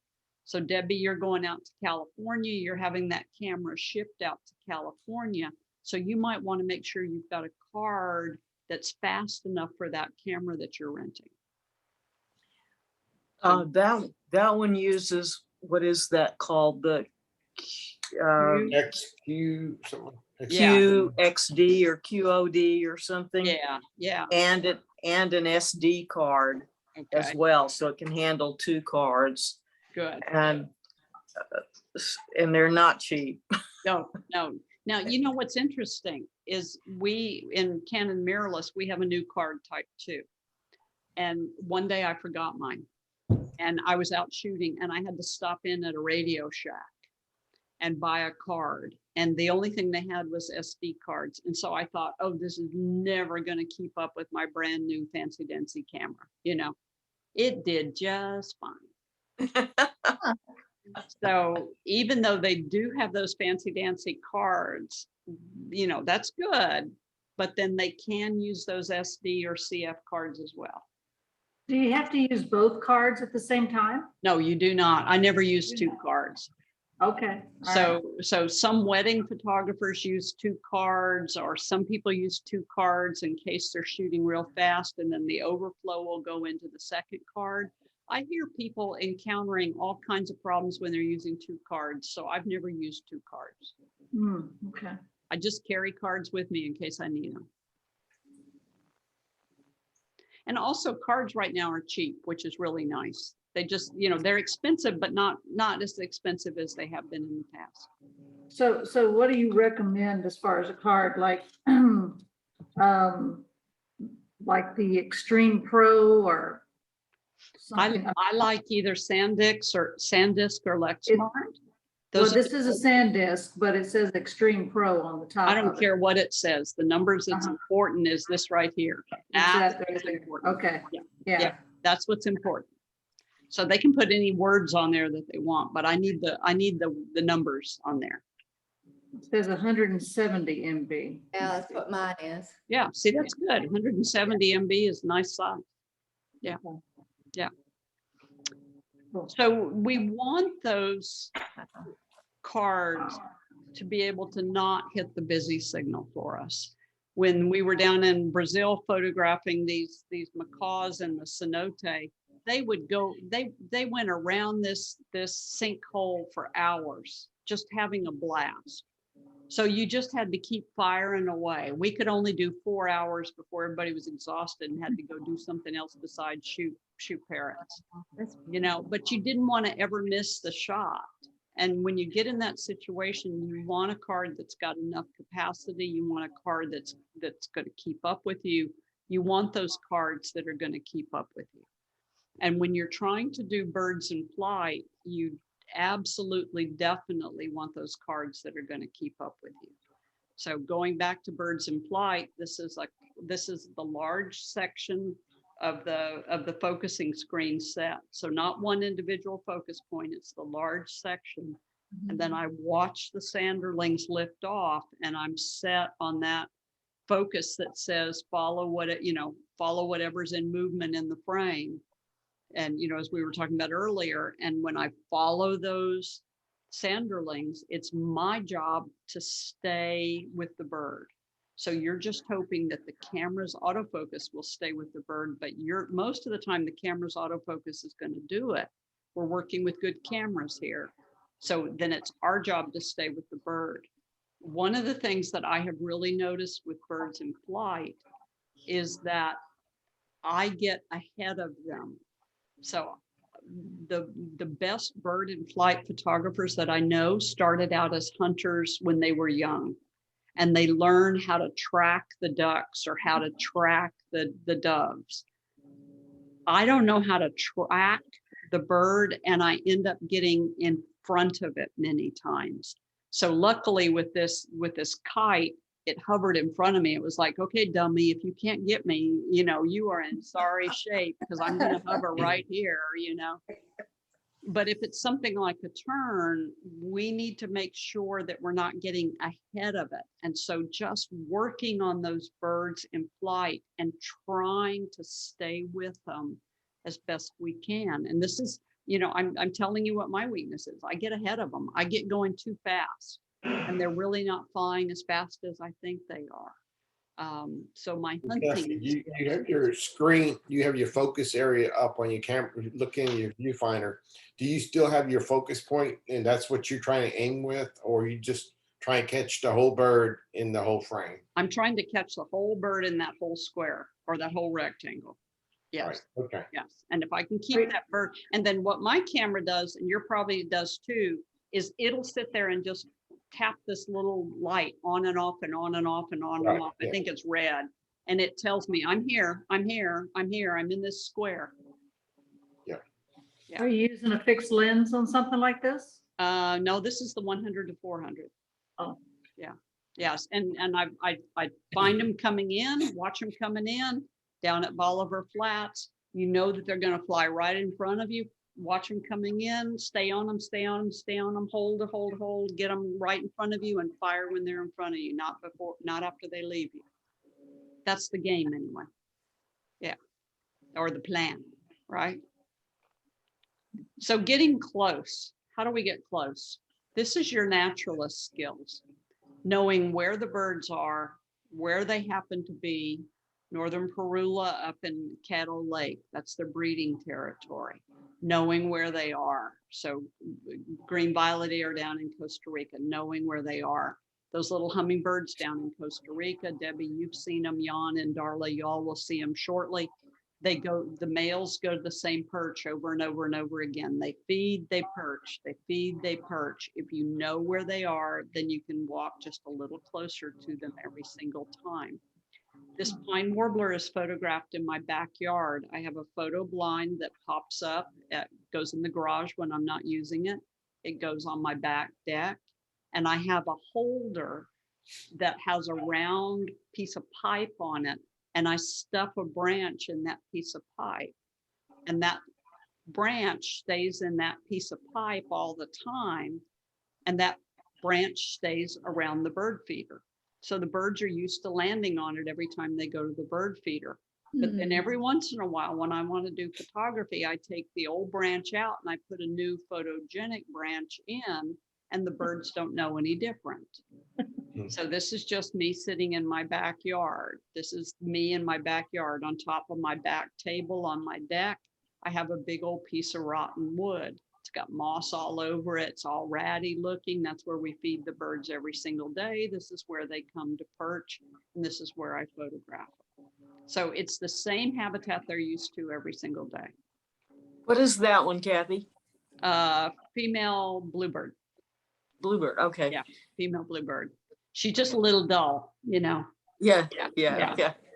But then there are a lot of places where they're making money from bird photographers coming in and photographing birds. This is a ranch down in Raymondville, Texas. This is one of the first ranches where ferruginous pygmy owls started showing up. In 1 year, they made more money on the ferruginous pygmy owl from bird watchers and photographers than they did from cows on a ranch. Yeah, Wow. yeah. Now you can get this bird other places now, so it's not such a treasure trove for them. But you know, this is a friend's ranch or a friend's place in North Carolina.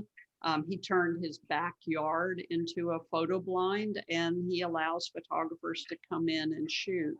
This is down at Block Creek. Several of you all have been to Block Creek in the Texas Hill Country. And in the springtime, they get painted buntings. Nice thing about it, it's run by photographers. And so the backgrounds are just nice and pure and clean, and the birds are used to coming into the perches.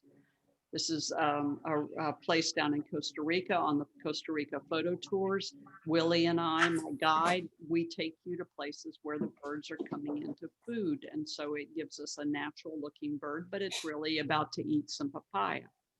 So if you find out where you can get close to the birds through photo ranches that we have here in Texas, or restaurants around the world that feed the birds and put up natural perches. This is right outside the dining room of one of the lodges in Costa Rica. Same thing here, just one of the dining rooms. So we're sitting and drinking coffee. So many times getting close to the bird is just knowing where to go. You can stalk birds, and I do like doing this. This is just where I go out and I walk with my camera and I listen for birds calling. I like doing this at wildlife refuges, but I find that I really can't do this with more than just myself. If you have 2 people or 3 people, then they're going to scare the bird away. So if I'm not driving around a wildlife refuge in my car, then sometimes I like just to walk and then see what I see and see what pops up. This is in a garden in Costa Rica. And, you know, I just know that the Kiskadee go in and eat these purple fruits off of the heliconia. So if you see those fruits, somebody's going to pop in for it and eat it eventually. You got to put your naturalist skills to work. This is one evening on Bolivar Flats down along the coast. And the birds, it was cold and windy, and the birds were all nestled down in the seaweed to get warm and to stay out of the wind. And so if you just use your naturalist skills, walk quietly, use your Indian voice and your Indian feet, then you can find a lot of stuff. And then knowing where the birds are going to be. So our golden cheek warbler, they only sing for a couple of weeks after they get to Texas. They only nest where there is old growth ash juniper, because they use the ash juniper for their nest. So the ash juniper has to be 40 years or older for them to nest there. If you know that, then usually it's fairly easy to figure out where these birds are. So in the event you want to find out where birds are showing up, iNaturalist or iBird are great ways to figure out where a bird is, and then whether or not you're going to be able to get close to it or not. Whooping cranes, it's got to be super easy to photograph whooping cranes, because out of Fulton Beach, down along the coast, Captain Sims and his wife Laura, Captain Laura, have 2 boats a day that go out and photograph whooping cranes. And then once the whooping cranes have left, they take the boats out to photograph the egrets and the herons on the nesting colonies. So these are guys and a lady who, this is a company that is taking photographers out on a boat every single day to photograph birds. Captain Sims in Fulton Beach along the coast. So using a flash or not using a flash, I'll leave this with you just rather quickly. If we use a flash, our bird looks like that. But if we don't use a flash, our bird looks like that. So a lot of birds, we have to flash to be able to bring their feathers out. And remember that the feathers are just reflecting light off of the sun. So if we give them a little bit of artificial light, then the feathers light up. Feathers don't have color in them. They are reflecting light. And so we need to use our flash. And I think I've how many of y'all have I had in flash class before? How many have we set? Yeah, Raymond, I've had you. Debbie, I've had you over the years. Jan, I've had you. Okay, so on your flash, on the back of it, we need to set it to TTNL or ETTNL. And TTNL, remember, I'm going to share this recording with you all, so you don't have to remember everything. TTNL or ETTNL simply means through the lens metering. And so what that means is when you push that mode button, Darla, on the back of that flash, it'll go to TTNL or ETTNL. That means that the flash is going to the focus point and then turning off. So on Nikon, it's going to be TTNL, and Canon, it's going to be ETTNL. Also on the top of your cameras, Jan and I don't have this on our cameras, but everybody else does. You have a flash with a plus minus sign next to it. And on your Nikons, it is right up by the pop-up flash, or where the pop-up flash used to be. And it's a lightning bolt with a plus minus next to it. And that's where you can dial your flash up and down.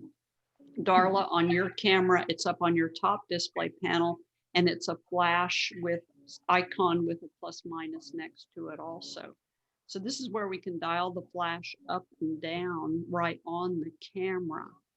It's always better if you use Nikon flash for Nikon cameras, Canon flash for Canon cameras, always better.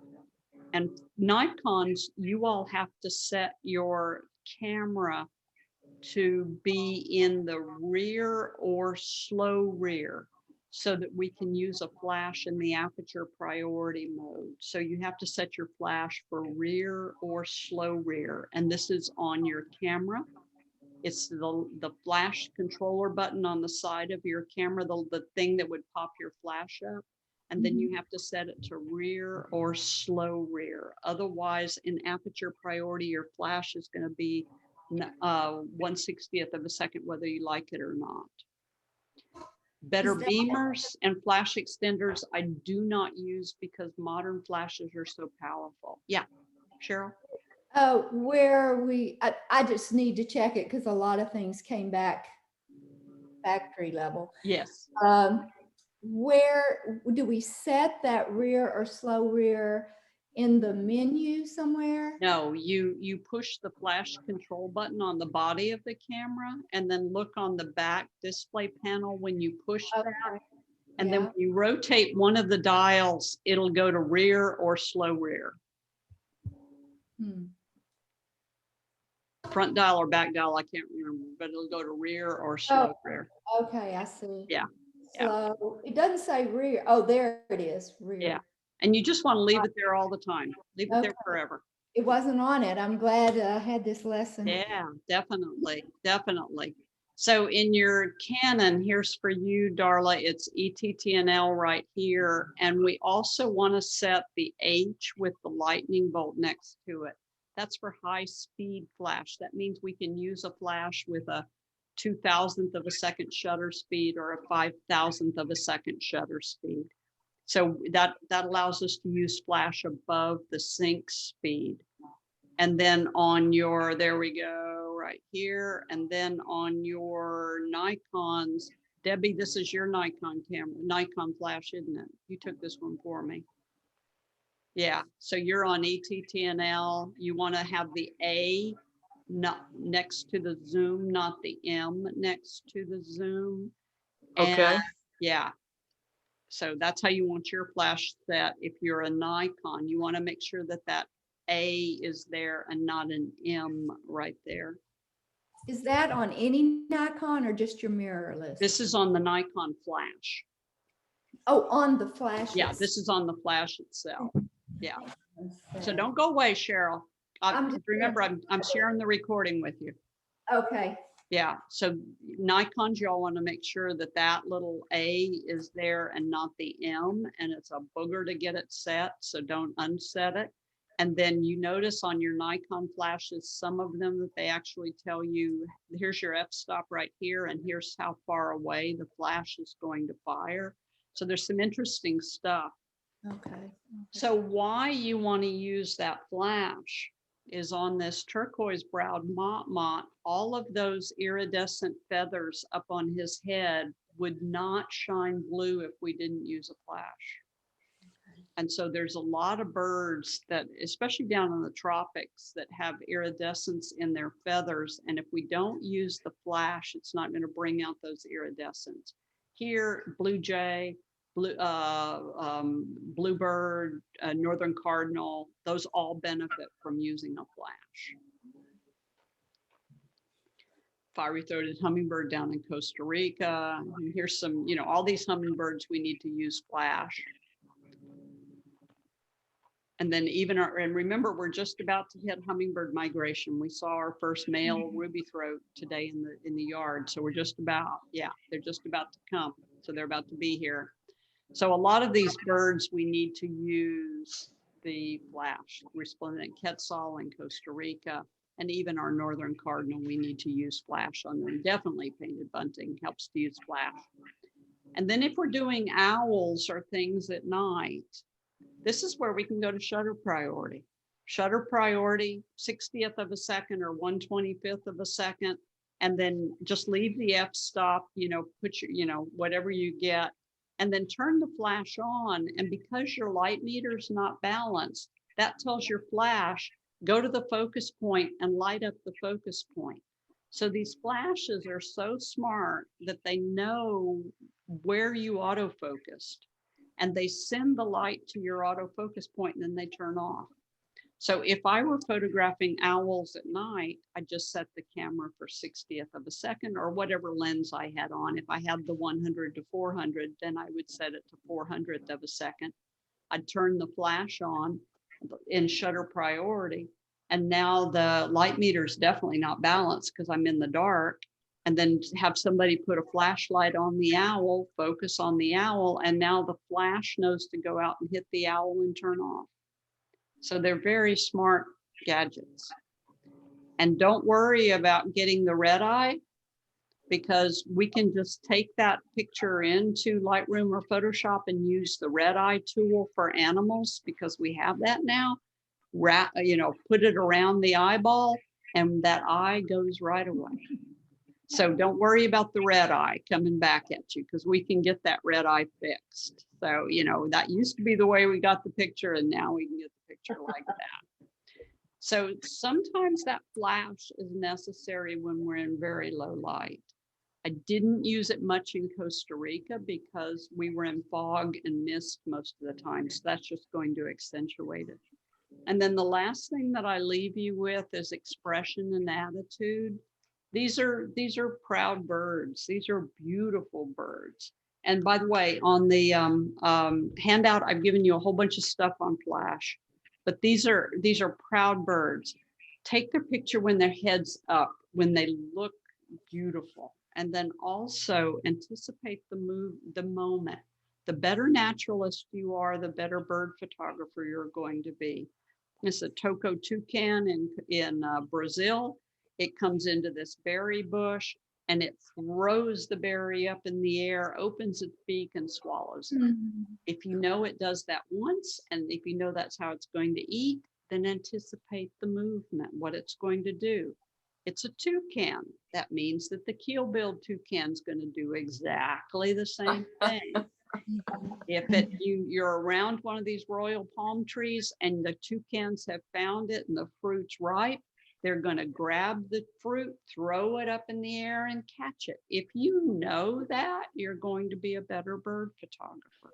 So the more you know about the behaviors, a reddish egret always puts its wings around it on a sunny day, and the fish go into the shadowed area. If you know that, then you're going to be a better photographer. And get the focus point, by the way, on the eye, not on the wings. So this is where that being in control of that focus point comes in so handy. If you know that your wren in the backyard is going to land at the feeder, look around to make sure everything's right, then get it seed, you know that you're going to capture the bird when it looks around to make sure everything's okay. It's going to make sure there's no predators before it sticks its head in that feeder. So be a better naturalist and you're a better bird photographer. So Thursday night, we have workflow for wildlife photographers, if you'd like to join me for that. Some of you I know are already registered for that one. And then the introduction to Lightroom and Photoshop, Adobe Camera Raw is coming up on August the 5th. That's the beginning, Darla, that we were talking about. If you know anybody that needs a basic photography class, I do another one in August. And then September the 17th, I'm doing a live hummingbird photography class. We're going to the hummingbird feeders at one of the local parks. That'll be the middle of, right at smack dab in the middle of hummingbird migration. And I can only take 10, and I've still got 3 openings left on that. So if you want to join me for that, it's during the day, 9 in the morning, I think, to 11:30 or something like that. And then on Darla and Jan's trip to Costa Rica, I've got 2 openings. So anybody that you know, anybody that wants to join us. And then in the Hill Country, September, for my workshop at Block Creek, several of you sorry, Bless you. have been there.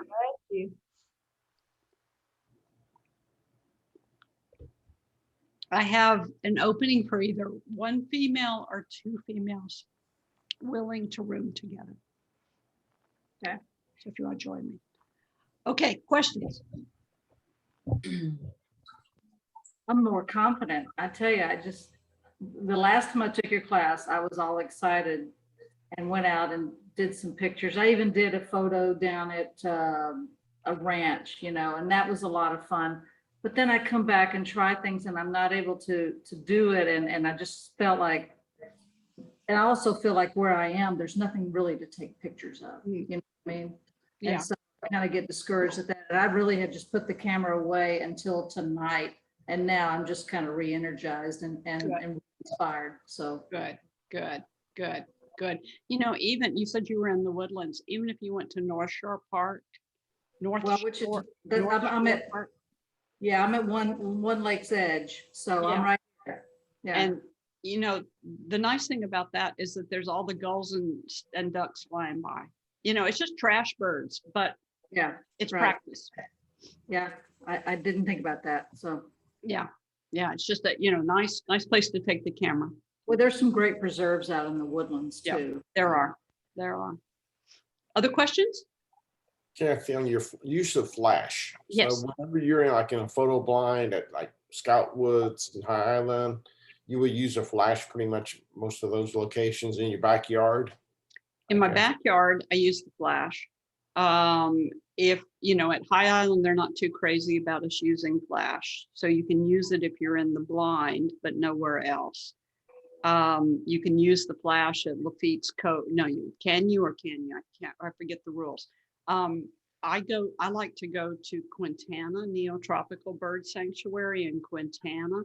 The trees are very low during the spring, and then fall migration would probably be the same thing. The trees are low, so the birds aren't so high up in the trees, and they don't mind if you use the flash or not. Okay. Where is this? Where's this place? Quintana, it's on the coast near Freeport. Oh, okay. And there's nothing else in Quintana except the Neotropical Bird Sanctuary. Yeah, it's right there. Okay. It's the only thing there, other than Okay. the liquefied natural gas, refinery. But yeah, there's nothing else. Great. But it's a good place. Yeah. We haven't tried that, but we tried all other wildlife refuges and, We are lucky because Oh, we have a lot of bird places around here. We are Yeah. very, very lucky, and they're accessible. So we are extremely lucky around here. well, that's why my husband and I turned to birds because it's natural in this area. Yeah. And if you say take a landscape pictures, you could take a landscape picture on the coast. Yeah. But let's face it, we're so flat. Yeah. We have no mountains or hills, and then so we realized that maybe the bird is the way to go because we just abundant naturally here. Yep, because let's face it, landscapes are pretty boring around here. Yeah. Yeah. Yeah. that's what but because of COVID, we couldn't go on any of our trips. And so we've gotten real into birds ever Yeah. since we shut down. So And it's nice because you can photograph birds almost anywhere in the world. So yeah, it turns out to be nice. Yeah, yeah. What's that, Debbie? Backyard, Oh, Oriole, yeah, Mhm. remember that one? I see. love it. I haven't had one in our backyard. That's Oh, beautiful. That's gorgeous. That Thank is you. nice. Yeah. That's my best bird shot ever, That's I think. pretty. That's a good one. Where are you, Debbie? Houston, Houston. Oak okay. Forest, Okay. oak forest that's quickly not becoming an oak forest. Oh, that's too bad. Yeah, it is. Yep, everything's changing. But you know, the good Yep. thing about our backyards in the Houston area is we can put up a little blind, and most of the year we've got birds. Yeah, I mean, Yeah. it is. When Yeah, we're these- trying to, sorry. When these guys, Blind. when these guys came, I didn't do anything. I shot, this is through glass out the back window, and I didn't do anything but wait for these guys to come and shoot them. And I probably took 10,000 photos to get four good ones. But you know, how often do you get to see Orioles? We don't get Orioles that often. Yeah. Not often. Yeah. Yeah. How do you set up your blinds in your backyard? I forgot. what you do. I have a pop-up blind, and it has a chair in it. And then outside of that pop-up blind, I have a stand that has a round hole in it, or a round tube on it. And that's where I stick the sticks that they Okay. perch on. And then the sticks are right near the feeder, so the birds are used to just landing on the stick all the time. Hmm.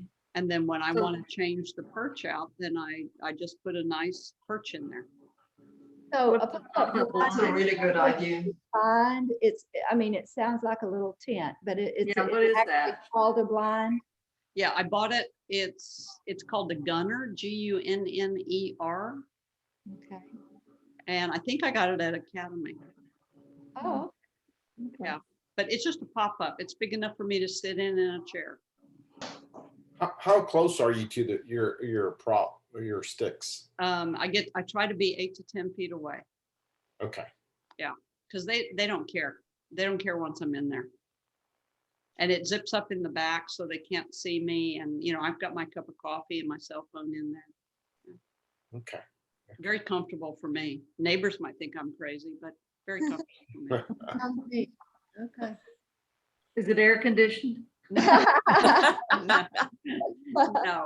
No, and right now is the worst time to be in. Yeah. Yeah, absolute worst time. So hot outside. It's so hot outside right now. And when the hummingbirds come through, you know, in a couple of weeks is the worst time to be in there, because it's just so hot in August and September here. Mhm. Are you staging your area for hummingbirds now? Yeah. Yeah, okay. We've had a male all summer. Yeah, I haven't hardly seen any. Goes up. Yeah. Well, the way the hummingbirds go is that in the springtime, the males come first from Central America. So we only see males, then the females follow. Then the females leave to go build their nests. The males stay here till the females are ready. And then the males leave. And the Okay. male, only thing he does is mate. He does not take care of the babies at all, or no nest building. So then the male just flies all over the Midwest, mates with everybody he can. And then when he's finished, he flies back here. So he is now arriving back here. So he's Okay. now coming, Yeah, I have seen one he's like- now coming in July, late July. We will see nothing but males late July, early August, and then the females will start coming through. So the females and their babies will start coming through, and then they will all fatten up. So we'll have a massive influx of hummingbirds from mid-August to mid-September. That's when all the hummingbird festivals are. So read Gary's column in 2 weeks and you'll find out about the hummingbird festivals. So you can photograph Cool. to your heart's content at the hummingbird festivals. And then the males will leave first. and they'll leave the females and the juveniles behind. And then the females and the juveniles will leave with the cold fronts of October and November. And then we'll have no hummingbirds except Western hummingbirds or hill country hummingbirds that came over. So our Rufus hummingbird arrives in September. He comes, or she, depending on which one we get. They come from Idaho, Washington, Oregon, Alaska to winter on the Gulf Coast. We have one in our backyard every day. Because I have a hummingbird, a few of those flowers for hummingbirds, and they Yeah. just come in. Yeah. When this one, when that one, when this one, when that one. If you have one, it's probably a female because we usually. Yeah, it is female because it's white on the chain. Yes, and 10 years ago, there would not have been a report of a female ruby throat nesting in our area. It was always Waco North. Mm. But now they're starting to nest Cypress, the Woodlands, Kingwood. We're starting to see them more nesting. We see some all year long for some That's- reason. That's good. So that just Yeah, means even that you a got little to, male. There might have been a baby that's grown. I don't know what it is, what the Yeah. biology of it is, but they're here. Time to They're- photograph hummingbirds. yeah. cute. Thank Okay, you, guys. Kathy. You are Hey, Jeff. Thank welcome. you, Kathy. Yeah, Yeah, thank you. Kathy, I'm sorry. Go. Okay, I have a question. You know, I got my new camera, and one of the things it said about calibrating your lens to your camera body. Yeah. You should do that, or because I know when I process the image, you can adjust for the lens. So Right. micro calibration. It may be. I haven't. I just stumbled across it. I was Googling some stuff, and it kind of caught my eye. Yeah, I thought that Yeah. was I've never done it, but Okay. my engineering photographer friends, retired engineers, love it. okay. I've never done it. Okay. I will. Yeah, there's this like micro adjustment that you can put in your camera so it'll focus, and I've never done it. Okay. It seems to work well. So Good. Try it and see if it works. You know? Yeah. Okay, anything else? Good. Thank you. It's a great. one. Yeah, I love Thank having you. you all. Good Thank having you all very of you. much. And I'll share the recording with you and send it to you tomorrow, okay? Okay. Great, thank you. Okay. Thank you very much. Good night, Thank you. everybody. Bye. Bye. Good night. Bye.